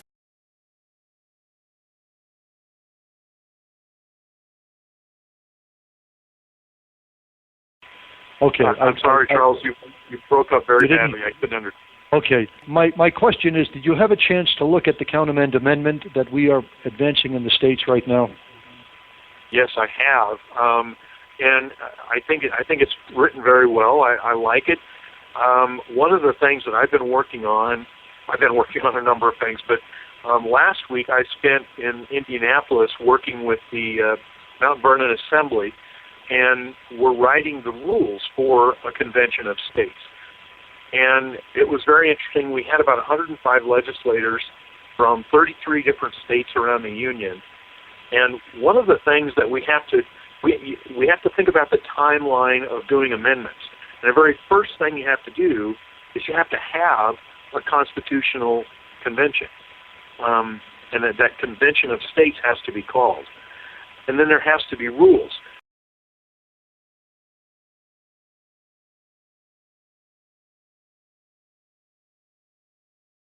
Of states, so that convention right off the bat, the very first one, doesn't get out of sorts, turn everybody off, and we never go back to it again.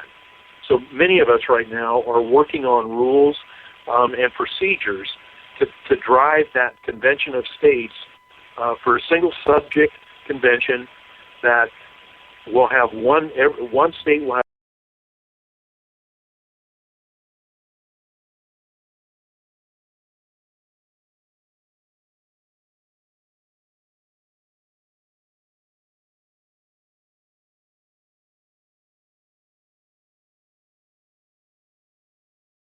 reviewed.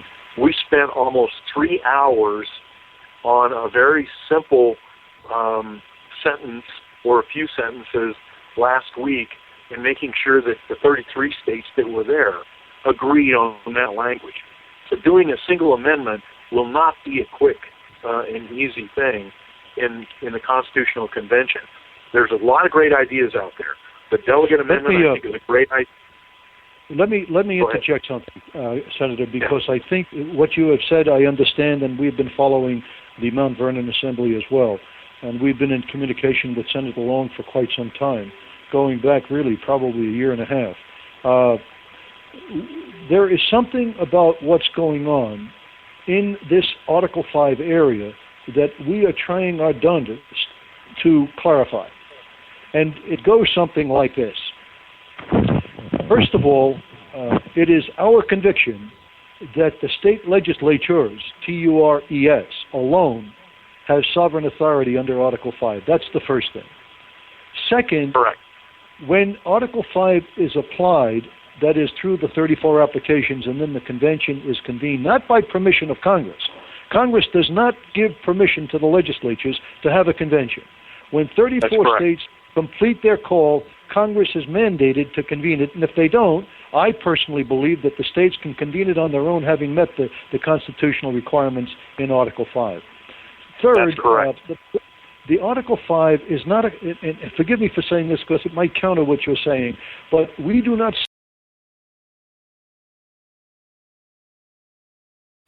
Now, why do I say it that way? Because the Constitutional Convention, the delegates at that convention, and during the Articles of Confederation, when they were trying to amend those articles, they are not equivalent to the delegates that we have today that would go to an Article 5 convention. That's one of the problems that I have with COS. I think that David Long, Senator Long, understands this. I think that's why he tried very hard and got through his governor signed. I had been against the governor signing it because I didn't want anybody to have authority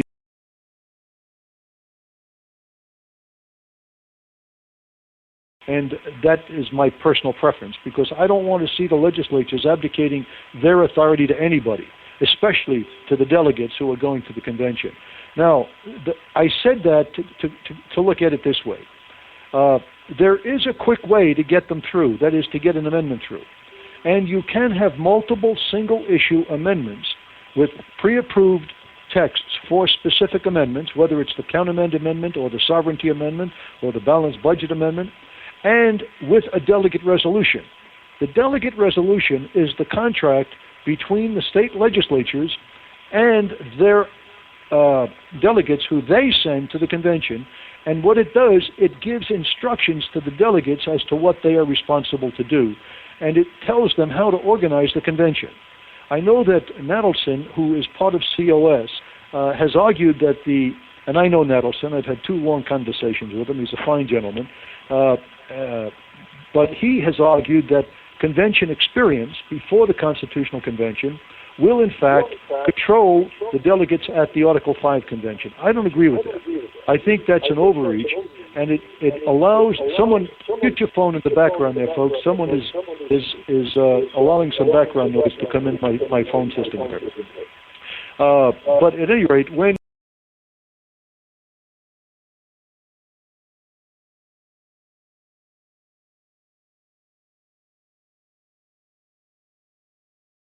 state legislatures under Article 5 are not the deliberative body, but that the delegates are. Article 5, I say this with respect, but the fact is Article 5 is not the same as a constitutional convention. It doesn't authorize a constitutional convention. It only authorizes the convening for the purpose of proposing amendments. The state legislatures alone define the convention. They define everything about it. That's why the founders left it so vague. That's why the legislatures in 1887 and all the way through the 90s, that's why they left it vague. They knew that they wanted to leave for you sovereign authority for you to define things and for you to decide how Article 5 would be used, but with 2 limitations. One is you would be restricted to proposing amendments. That you can't usurp the authority of the Constitution, and 2, that you would have to retain the supremacy of the Constitution as the governing document of the land. And so with those 2 conditions, the legislatures can define the convention in any way they want. But if you allow the delegates to define it rather than the legislatures, then the delegates become the deliberative body. We're against that. And we're against it because we want the legislatures to be the deliberative body to retain every ounce of authority that they have. If I have a company, and if I have an executive, and let's say I'm the CEO of a company, and I decide that I want a certain vice president to do such and such, and I say, look, Harry, I want you to take this project done, and I want you to do such and such, and I want it done within a week. And he looks at me and he says, I'm not interested. I don't think that's a good idea. I'm going to say to him, what? And then he thinks about it. He says, no, I don't think I'm going to do that. And what am I going to do? I'm going to fire the guy. Why? Because I'm the sovereign here. I'm the CEO. I'm the one in charge. He's my employee. Well, the same is true of the legislatures and the delegates. The delegates are not the deliberative body under Article 5, as I see it. And so for that, we have a delegate resolution that literally tells the delegates how they are required to organize the convention, which is approved by the state legislatures. And when that happens, they will at the Constitutional Convention before it was even convened. They had to decide if they had the population, the states deciding votes, or if in fact it would be decided by 1 vote per state. Well, they had enough small states so that they said 1 vote per state, but it took a while to get there. And then finally Article 5 came in the picture, and they had to decide on that as well. Now they had to decide if, in fact, it was going to be under Article 4, Section 4, which is a Republican form of government guaranteed to us. That's the decision that the legislatures have to make today under Article 5. So with this delegate resolution, what they're saying to their delegates is, look, you can go to this convention, but you have to agree to certain terms. This is the task we want you to make. And these are the instructions we're giving you. Now, given that, then they decide if it's one vote per state, if it's a majority vote. They decide how to organize, what type of presidents to have, and so forth. But the legislatures are the deliberative body. That's the deep concern I have. Because if the legislatures... Yes. Charles, I think it's important to understand that the Mount Vernon Assembly was only made up of state legislators. And the Assembly, and in fact, we actually changed our name last week of the organization to the Assembly of State Legislators. Say that again? Legislature, I'm sorry. And because there is no one else involved. There is no Convention of States organization, no Balanced Budget Amendment organization. There are no other organizations involved.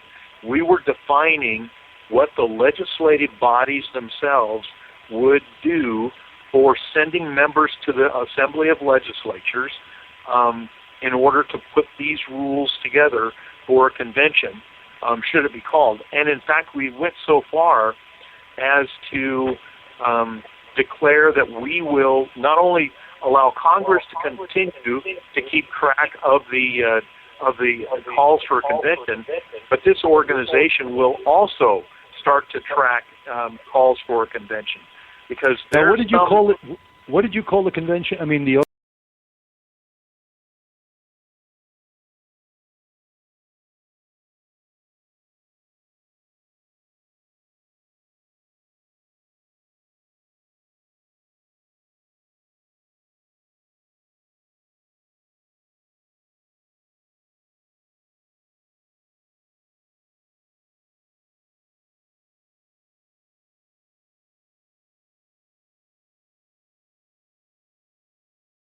name, and you are trying to define the duties and the authorities of the delegates, but also sovereign authority that the legislators have. No. The legislatures, for the very first convention, to make any amendments at all, we are depending on every state legislature to define what the requirements are for their own delegate. Okay, now. One, I'm delighted that you're actually wrestling with this, because what you're saying is, look, I don't know that I want to. We have legislators who do not want to let go of the sovereign authority they have as the deliberative body, and as a result, they are in a position of saying that we don't want to have delegates going that are unbound. That's what many of the legislators who we've come in contact are saying. But here's the thing you have to think about. When you send delegates, let's assume that Idaho has specific instructions on to what they're supposed to do at the convention, and maybe even with a pre-approved text for some amendments that they want to see approved at the convention. All right, then Georgia says, wait a minute, those aren't particularly in agreement with us. We're going to send the delegates with a different set of rules to this convention. Now, maybe they're all for the purpose of subject conventions. Maybe there will be 2 or 3 subjects at the convention, maybe 1. But the point is, all the states decide what their delegates are going to do. Now, you've got a problem. The problem, then, is that the delegates who go to the convention, you're going to come maybe 530-some, 34 of them that might be summoned by Congress.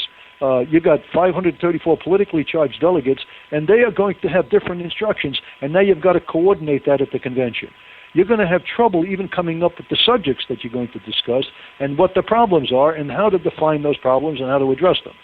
That's why... Well, and that's why we're writing the rules right now, to try and address some of those things. With the understanding that every state is sovereign, and to allow that sovereignty for them to bind their delegates as they see fit to what that legislature wants to address. Okay, and amen to that. And I think that you're on target. I loved it when you said that every state is sovereign. Because personally, I think if the states surrender their sovereignty, we will not have a chance to restore our constitutional republic. That is, if they don't think of themselves as sovereign. If they retain sovereignty, we have a chance to reclaim this nation. And as a result, what you just said is right on target. But I want you to think about this strategy. When the Associated Press wrote up an article on me, and they had discussed that there were a certain number of people let me rephrase that, that a small percentage of the people could control the Constitutional Convention and also the vote of the people across the United States. There were two parts to their argument, one of which was that they don't want to surrender the democratic principles in the states. Well, we've never advocated that, and the states always have had democratic rules to govern how they elect their legislators and so forth, and various other. So that's not an issue. The second thing is they said, well, it's only a handful of states, maybe 26 states, that control what the convention can do. That's where we are, by the way. Now, what did they tell us? They said, well, that's not democratic. That's not supposed to be democratic as far as a structure is concerned. It's a republic. But there are democratic rules that are applied, which is the majority rules. So if you have a majority of the states that say such and such, that becomes the direction that the nation goes. So what we see is this, that if the state legislatures, in their deliberative status, agree on an amendment, and we hope it's the countermand amendment, because we think it's going to really empower the states in ways that, and get them to be respected by the federal government as partners in government rather than as subjects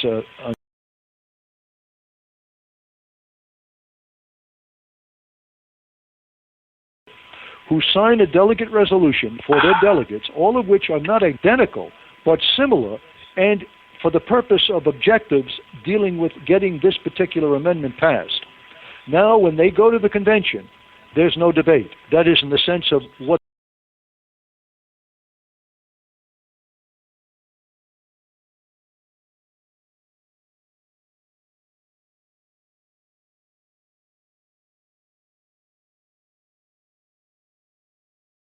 have another one going forward.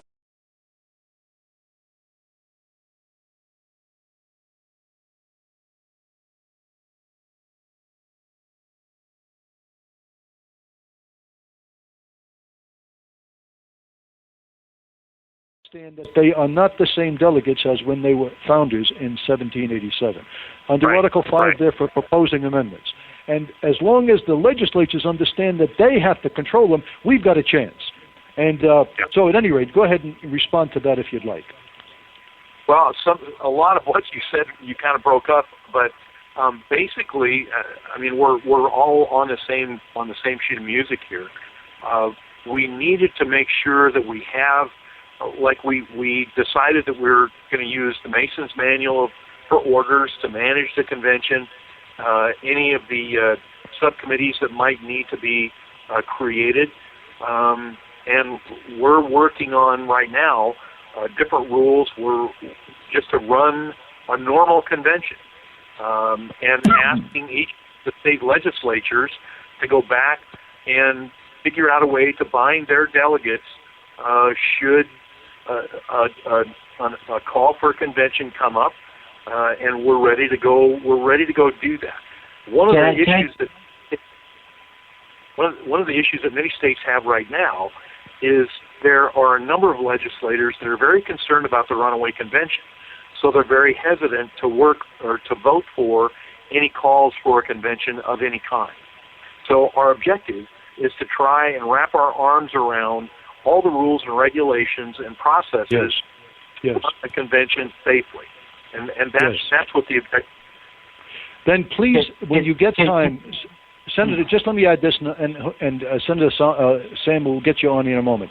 When you have time, Senator Hagen-Jones, go back to that delegate resolution that we have. Go to the countermands.us, and it's an 7.5-page document for the delegates.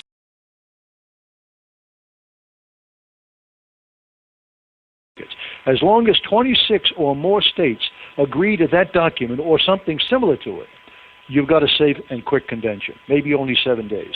There is no open convention. There's no discussion of anything other than the issues that are in that document. And it doesn't matter that there would be 20 other states that don't agree. You've already had your deliberative status. None of the states were deprived of that. They all had a chance to put their 2 cents into it. They just didn't allow their delegates to decide the matters for them. So that really is an issue that I'd like you to really think through, because I think it will give Idaho the assurances that you're looking for, and also Senator Long and the others who are working very hard on trying to find the best ways of approaching the article.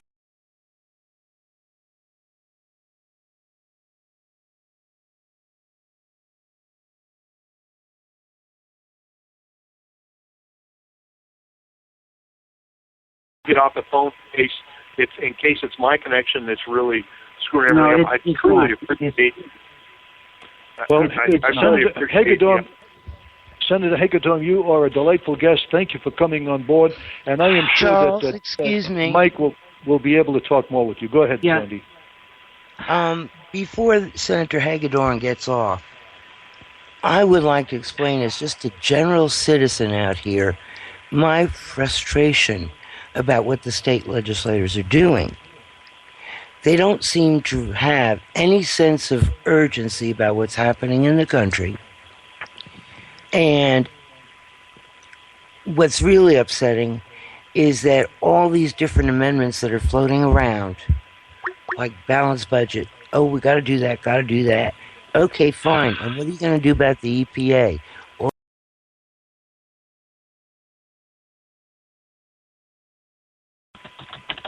We sat and worked on this amendment for months, looking at the issues that are facing our country right now, specifically all the problems that have been created during its administration.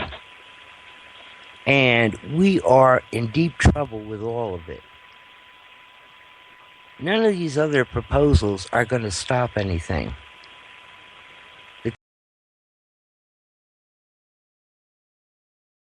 I think that there's not a one proposal on a constitutional amendment that we're going to be able to do that's going to short-term fix all of our problems. We have to look at constitutional amendments at changing the long-term direction of our Congress and our president, the executive branch, how they act, how the legislative branch acts, and how the judicial branch acts.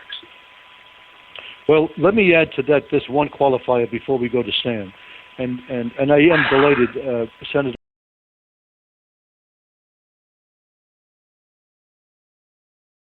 But add to this. Let's assume you said that. What was the percentage of Idaho that's controlled by the federal government? 60 what? 63%. Okay, 63%. Now let's assume that we are successful.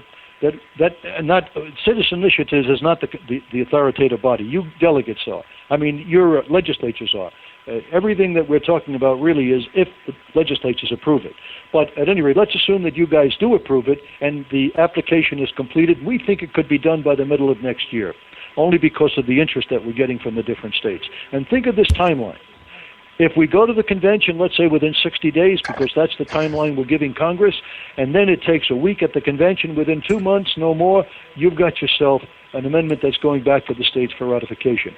And if that gets done, we could have this thing ratified by the beginning of 2016, and you guys could be selecting countermand initiatives that you want to rescind laws and rulings that are onerous, including land grabs and laws that are controlling your Idaho land, either from your citizens. Oh, you're absolutely right. I don't argue that at all. However, it does take 38 states to ratify these amendments. And, right. I mean, if you remember, the last time we had ratified amendments, some of them took almost 20 years to get ratified. So while we're working on constitutional amendments, we also have to be working as a state with the federal government to try and overturn or turn back some of the regulations. One of the biggest issues that we have is we can say no to anything. No question about that. We have the sovereign ability to do that. However, when we say no, and I have a perfect example, when the federal government told Idaho that we had to have our speed limits reduced from 65 miles an hour to 55 miles an hour, we said no. And they said, okay, fine, we're going to withhold your federal highway funds. And they did. And that's perfectly legal. And it's been adjudicated by the Supreme Court. And so saying no is always an option, but there's always ramifications with that. And that's what we have to deal with. Yes, and of course, if you try nullification from the standpoint of like BLM in Nevada, that is not a permanent nullification, because now, even though there was a certain victory, you may find yourself with the same problem 6 months down the road, because the federal government can come back in. But with the countermands, that won't happen. With the countermands, the government no longer has authority to do that. And whether it's to restrict an EPA application or a BLM application or energy application of one kind or another, it doesn't matter. The governments of the states would be telling the federal government that is no longer amenable to the interest of 30 states, and we want it out of the picture. Now, however that's you what design... we need to get back. The what?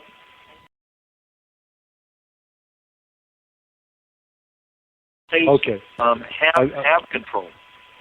Yes. Okay, listen, Charles, I know you wanted to give way to Sam. I hear you, Mike. Go ahead. Yeah, I've been trying to get a word edgewise in here. Marv, I watched a little bit of the Legislative Assembly there in Indianapolis. There was a couple things I wanted to ask you about. One, I heard on several different occasions that they were talking about a convention it indicated that they were going to be talking about subjects, and I got the distinct impression that they were talking about a convention that the delegates would be writing the amendments. Was that just something that was being said and didn't go any further, or is that what the intent was? Is there an intention to doing that? You know, we had 3 different committees that were set up to discuss all kinds of options and basically put a straw man together of how they were going to start writing some rules over the summer. We're going to get back in December. We're going to come back together with some proposed draft rules that will then go out to the states, and we'll try and figure out if that's what we want to do or not. But the states are going to have to ratify the rules of the convention. Okay, that said, because this is one of the big things that we're so big on, and is a single issue amendment going forward to the convention.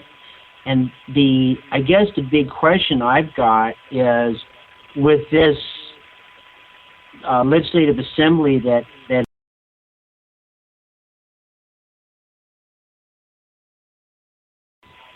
I know when Wes Keller went down there, he had in hand our delegate resolution. I don't know if he was able to get any aspects of that in there or not, but I'm just kind of wondering, I guess the big question I've got on my mind is, our methodology for Citizens Initiative is we're trying to get 26 states to do the single issue amendment application, the single issue amendment, and then the delegate resolution that we're actually working on to reduce the size of pages on.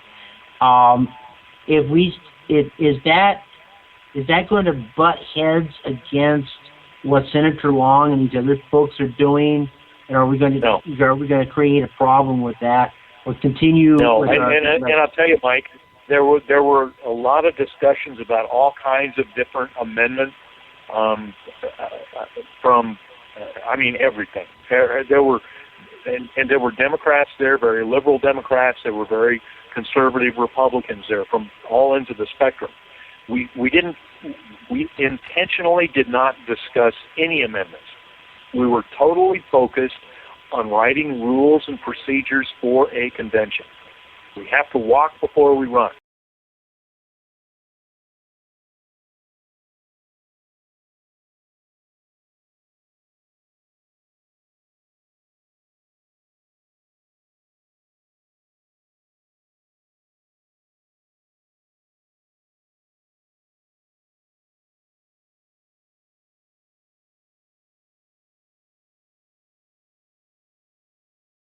Emergency of the hour, and I think in time, maybe not too long a time, you guys are going to come up with some answers that will complement us and vice versa. And I'm looking forward to that. Thank you. I think we will too. And the more eyes and minds we have working on this, the better product we're going to end up with. Okay, now I'm going to have to. You can stay on the line, Senator, Mark, but I want to get Sam on here right now. Well, really quick question to Marv. Hey, Marv, based on what you know, what we've talked about today, as well as in conversations you and I have had, do you think that you would be, or are you more closer to willing to sponsor the application for the countermand's amendment and going forward with this? I don't know. Right now, I'm focused on writing rules to this convention. Okay. That's my focus. Good enough. And I understand that, Senator. And I also understand that, Mike, because he's got a job right now that is literally indefinable. I mean, he's making the rules as he's going, trying to figure out how to keep the factions in a camp that they all agree on the goal. So I understand that. But at the same time, there's multiple amendments can go forward at the same time. So there's the balanced budget, there's term limits, and so forth. But I think what will happen is the states are going to recognize, as they are beginning to right now, they are going to recognize that, hey, we could advance one amendment at a time, predefined and pre-approved with a delegate resolution, and have a safe convention in a very short period of time and address the nation's problems one issue at a time, and to do it very quickly. So that's what we're hoping for. And I think we have the solution for the legislatures there. But the end of it is you guys are in charge. The legislatures are the ones that make the final decisions, and we just want to keep it that way. We don't want anybody else to decide, not even us. And so do we. Okay. Listen, Senator, thank you. Now, let's go back to Senator Sam Sloan, that lonely Republican who has got about 62 titles in his hat because of his position in the Senate out there in Hawaii. Sam, come on board and tell us what's on your mind. Well, thanks. All those titles and $3 will get you a cup of coffee at Starbucks. So that's about it. I found the discussion very interesting, and I would just add two things. And I've got to go in a few minutes myself, but I want to add two things. First of all, we have another problem in Hawaii right now, and that is dealing with Native Hawaiians and their desire to be sovereign and to establish a nation within a nation. Now, it started like 14 years ago with Senator Daniel Akaka, who started a bill in Congress to have not only federal recognition of Hawaii, but independence. And it's caused a great deal of trauma.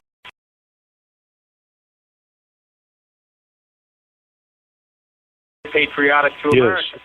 There are others that don't want anything to do with America, and they want to keep the taxes, they want to keep the revenues, and they want to keep the federal government giving them things, but not having control. So we've got that battle going on.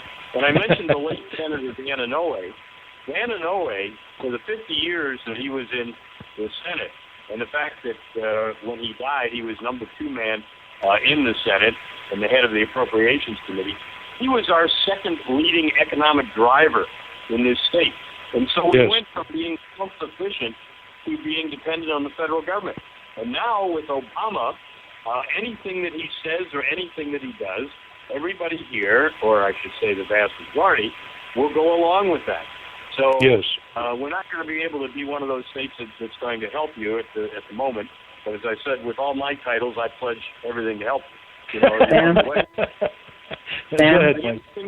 The other thing that I want to mention, though, that's really interesting about the sovereignty and about constitutional conventions, Hawaii became a state, the 50th state, in 1959. And our Constitution is unique because in it, even though I get very envious when I heard Senator Hagedorn talking about Idaho and all those Republicans and being able to review and all of that. Yes. But we have in our state constitution a provision. Every 10 years, the public must be given the question, do you want to have a constitutional convention? The only state that has that. And so, as I say, we became a state in 59. In 1968, 1966, the question was asked. In 1968, we had a constitutional convention. 10 years later, we had another constitutional convention, 1978. But at that time, the delegates to the convention, many of whom later became representatives of the legislature or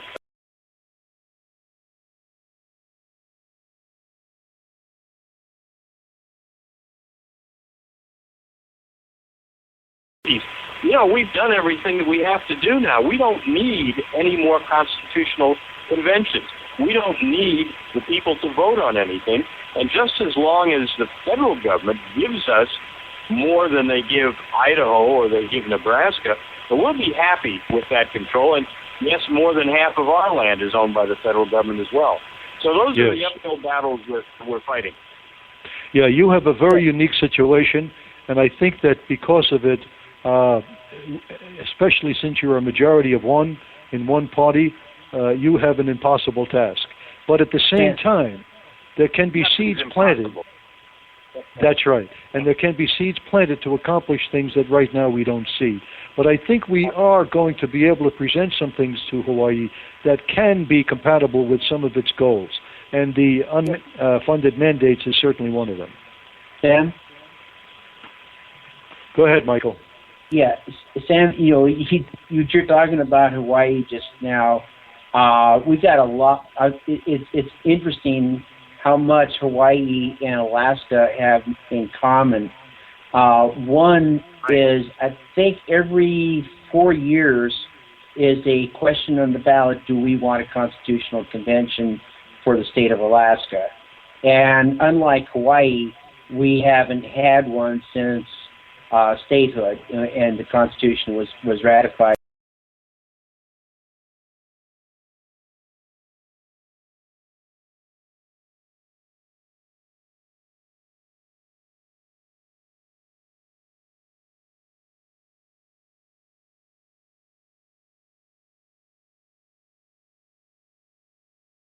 I think going back to what even Sheriff Mack was talking about earlier, is that the states have gotten so engorged on that government teat that they can't get their lips unlocked from it.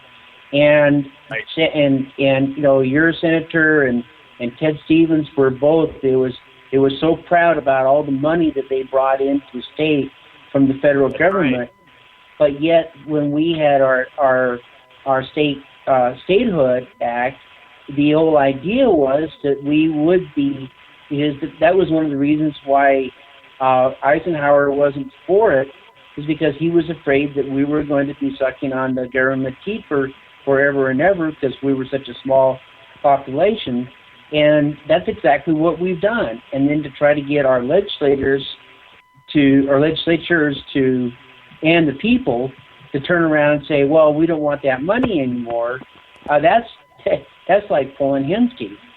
So, and then your last point, when you're talking about the natives in Hawaii, you got the same problem there as we got here, because the Alaskan natives here have got Anilka, they've got all sorts of, because of Anilka, now they've got these different native corporations. And man, I tell you, you talk about somebody that just totally relies on the federal government.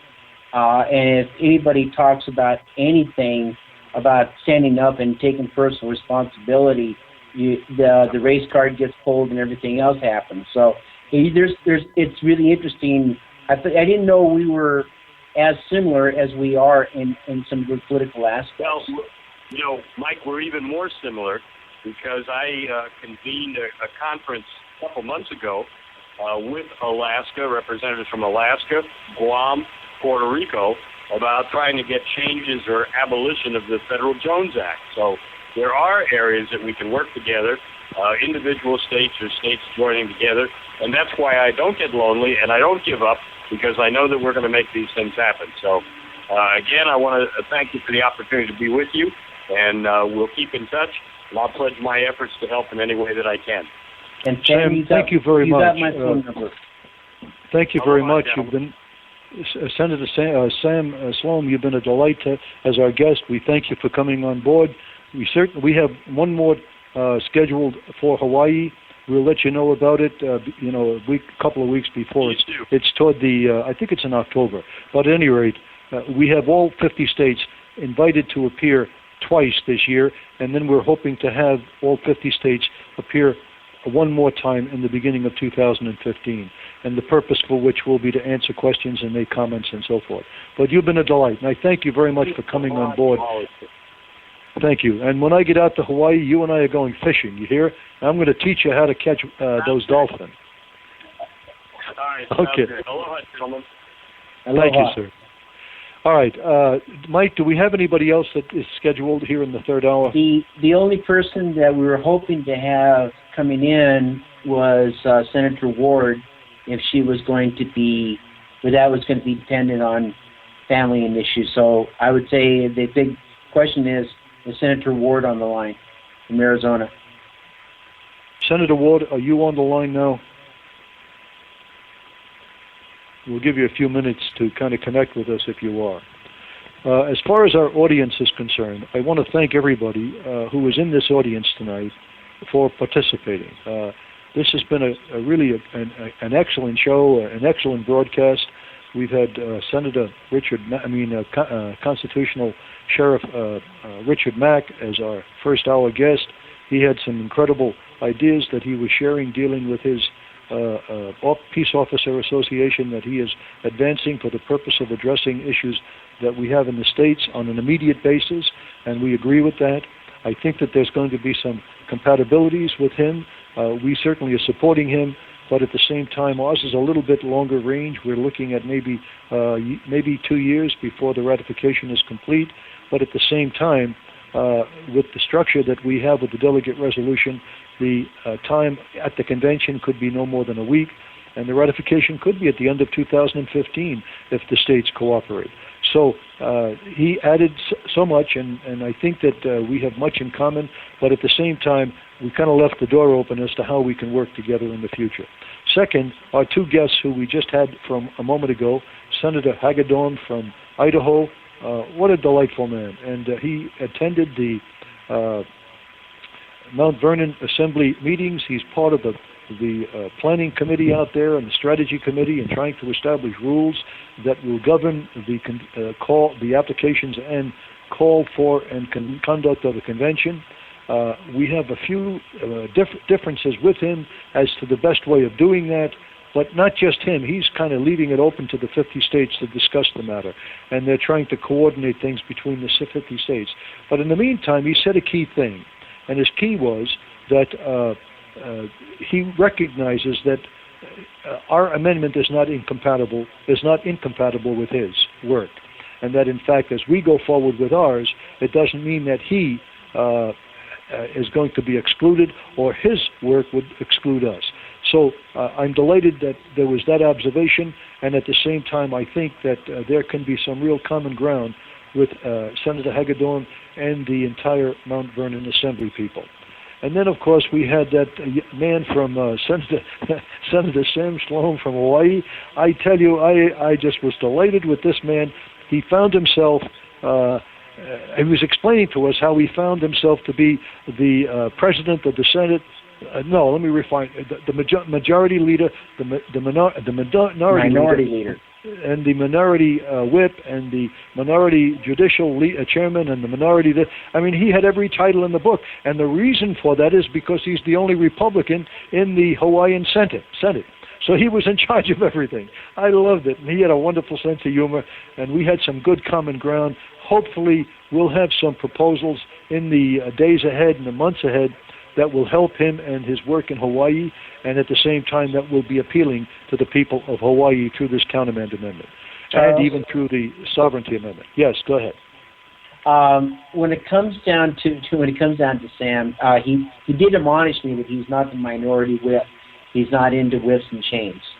Yeah, I heard that. Yes, I was being facetious. Yeah. He's, I've had some good conversations with him on the phone, getting him set up for doing this, and I think he's going to be a great asset down the pike.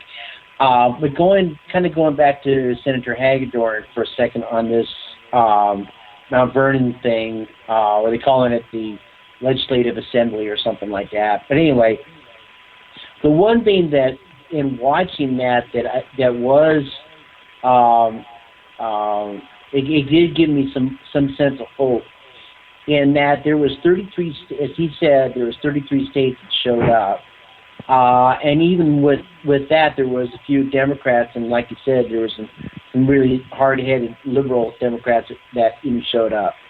But when it came down to when they were doing the Rules Committee, one of the very first subject that came up was one state, one vote. And every state that was there voted yes for one state, one vote.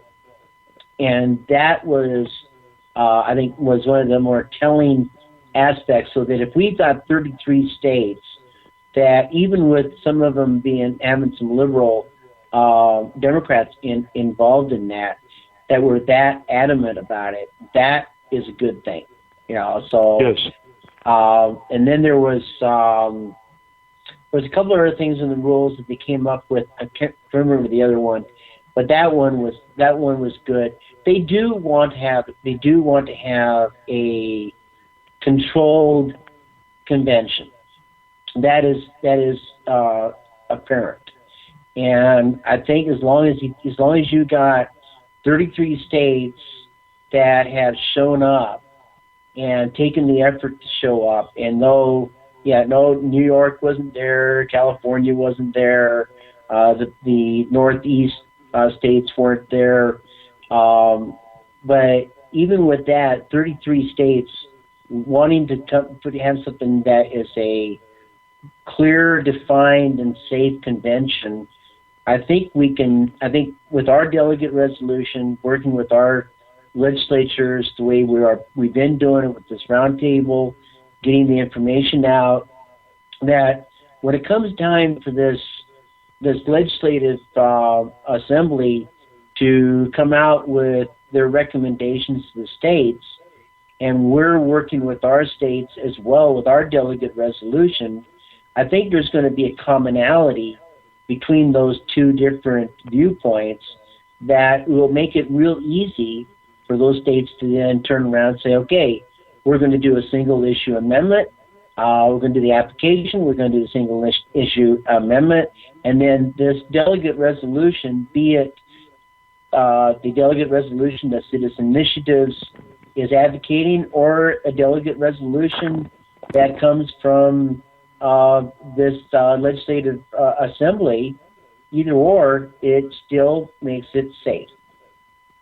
So that I think that's the kind of the key on that to me. Well, I think, Mike, there are some good observations there, and I'll add some additional thought having to do with what I think I see is going to happen, or something in proximity, and that is, as they labor to find some common ground among the state participants, one, they're going to find it difficult to come up with the same issues and the same values as to how to go forward under Article 5. But let's assume for a moment that they can do that. What's going to happen next is they have to decide what the problems are, just like they have with COS now, or we have with the nation has with COS. The fact is, COS is trying to define an amendment based on a general subject, but not the amendment itself. So now the delegates become the ones that are making the decisions, not the legislatures. And I think they're going to get to that place. And I think by the end of next year, they're going to sit back and they say, wait a minute, how are we going to really get this convention under our control without a specific amendment and without a delegate resolution, and at the same time, through some kind of No Runaway Convention Act, which brings the governor in, which is not acceptable to me. But the fact is, how are we going to do that? And I think they're going to have trouble coming up with some agreement among the legislatures all the way through the end of next year. He had made the point. Senator Hagedorn made the point that it is a rules committee right now. They're trying to design rules and strategies that would accomplish a given end, and they're trying to accommodate all the states, and they're going to have some difficulty in that, but it is an admirable effort, and I commend him and I thank him for his great concern for finding a way to see this nation back to its constitutional roots. And I agree with what your premise is, because in one of the debates that was going on, they were all concerned about the number of delegates. They wanted to, this assembly wanted to define the number of delegates that were going to be allowed at the convention, and it went from anywhere from 2 to no, we need an odd number, no more than 7. Then they got on to how many people could be on the floor. And then people were getting up. Wyoming came up and said, wait a minute. The whole purpose behind this meeting is to make sure that we have state sovereignty and that we're not coming up with rules that and dictating to the states, all the other states, about what we want them to do. And these are all and it was really interesting to see the hackles come up on state sovereignty aspects too. So I guess the point I got out of that is that our nation isn't dead. As long as we've got legislators out there that get it, that we are sovereign, that the individuals are sovereign, that the state legislators are sovereign, and that they're not about to sit there and listen to, 2 or 3 other states trying to dictate what they're going to do without, having a discussion about it. That's good. We still have men and women. What I'm coming away with regard to Sheriff Mack and Senator Hagedorn and also Sloan, is that I got the impression that all three saw some favorability to what we are doing, and none of them said we don't like it. You see, and even Sheriff Mack, who is leaning more toward not having a constitution, he acknowledged that this is something that needs to be explored and looked forward to us proceeding. I thought that was telling. And also, Hagedorn said this is not something that needs to be exclusive of what we're doing, and you can do it at the same time. That was his implication. And Sloan, of course, who I feel so bad for out there in Hawaii, from the standpoint of being the lone Republican, he was surely there saying, I'll do whatever help I can.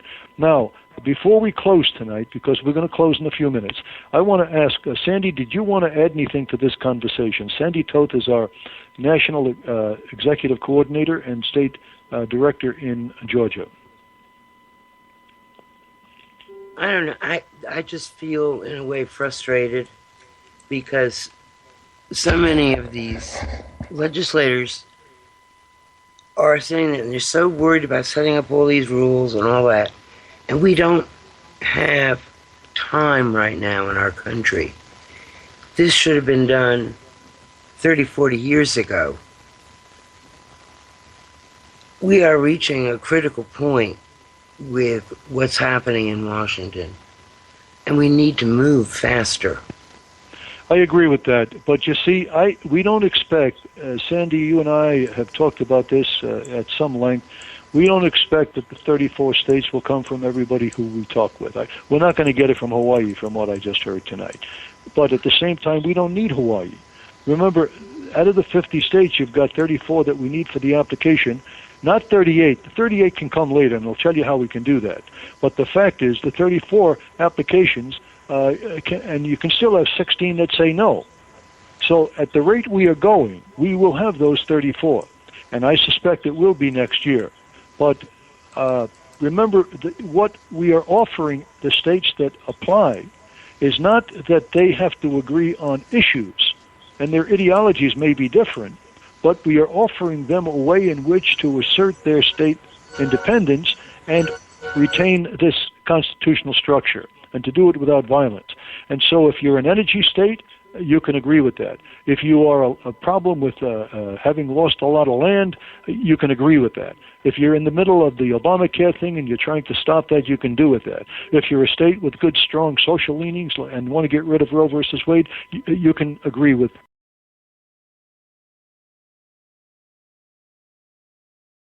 states to agree with us, to get the applications done.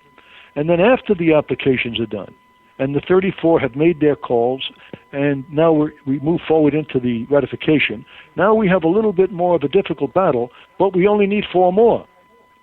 And that means we have to find some common ground to the other 4. We may come up with a way to get Hawaii to agree with it because of the unfunded liabilities, you see. And they may sit back and say, hey, we've been thinking about this wrong. And maybe with some promotional campaigns out there, we could change a lot of minds. But the point that I'm trying to make is simply that we have a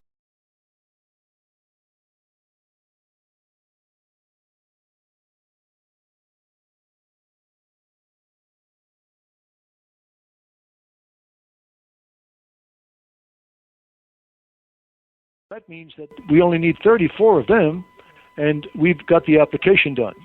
And it could be oil, gas, it could be coal, it could be any number of resources. So right there, we might have enough just with the energy-producing state to get to 34, and maybe even get to 38. But we can also add to that other states that have other interests that they want to advance. So I understand the sense of frustration that you have. You've been at this thing a long time with me, and we're at that point where we just want to see things happen. But we are making progress, and we are making progress that looks very, very promising. And if the Lord should tarry, and this whole matter gives us enough time to make this thing work, it's not just 2 years, and this thing will be done. And then the countermands can start very quickly after that. So had we been able to convince people of this strategy back 3-4 years ago as we tried, we'd be done by now. And this mess wouldn't even be in place. There wouldn't have been a Nevada BLM issue. There would be no land grab issues up in Alaska. There'd be no energy issues over in West Virginia. It would have all been...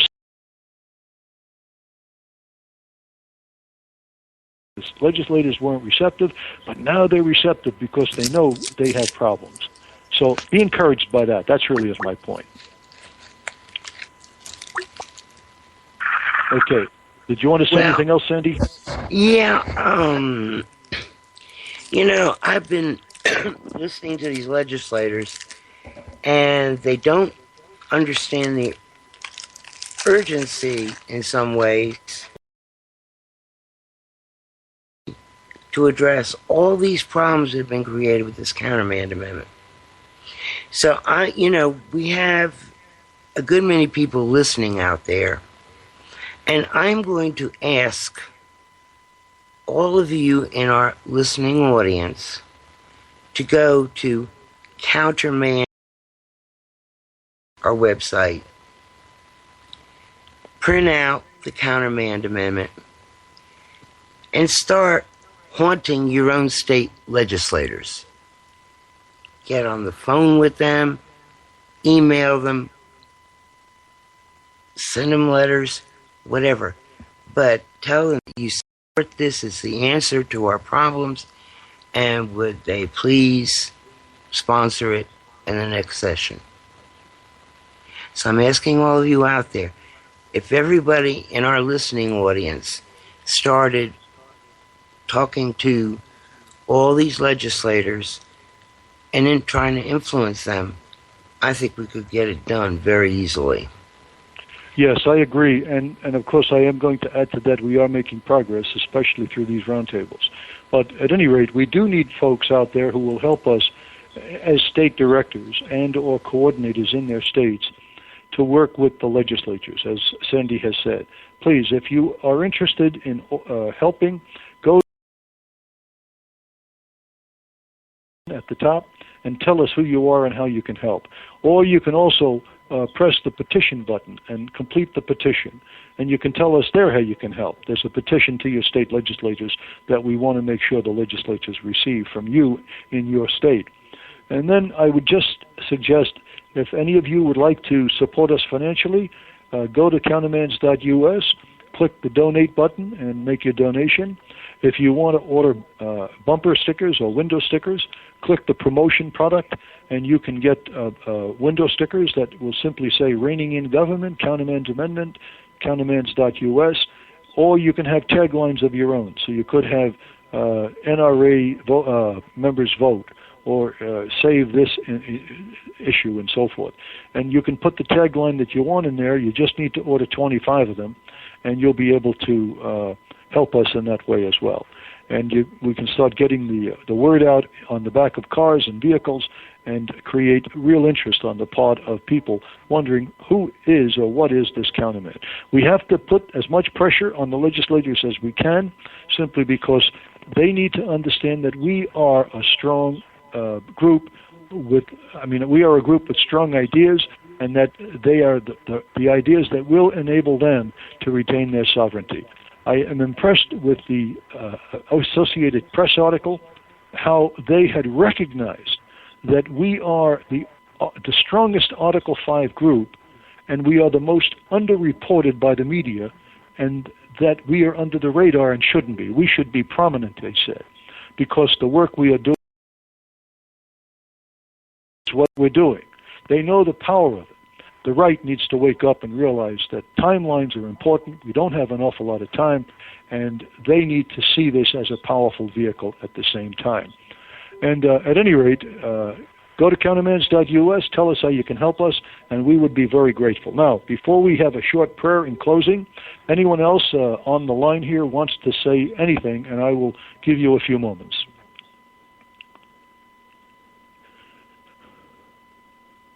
Okay, let's close this meeting with a prayer and ask the Lord's favor on what we have done, and we will approach our work with the understanding that the Lord really is leading us in this endeavor. Lord God, we thank you that we have a Creator and a Father and a Redeemer who actually is concerned about us, concerned about our nation, concerned, dear God, about the for us that hasn't been extinguished. You didn't destroy us. We are still the strongest nation in the world. We still have an economy that's the strongest, even though it's been crippled. And yet at the same time, Lord, you have a purpose for us that is literally divine.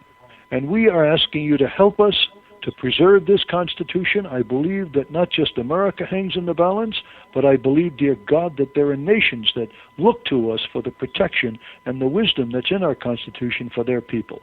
And I also pray, God, that you'll give us the people to help us, that you'll give us the finances, and that you'll provide every resource that we need in order to see victory and to receive, to provide you with the honor and glory that you deserve. And Lord, we ask this humbly in the name of Jesus Christ, our Savior. Amen.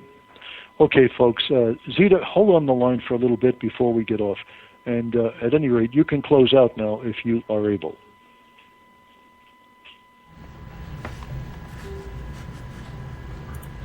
What is it, Charles? We can close now. We had our prayer. And if you would like to close out, but just hold on for a little bit so I can talk to you. Okay, sure. All right, well, good night, everybody, and God bless.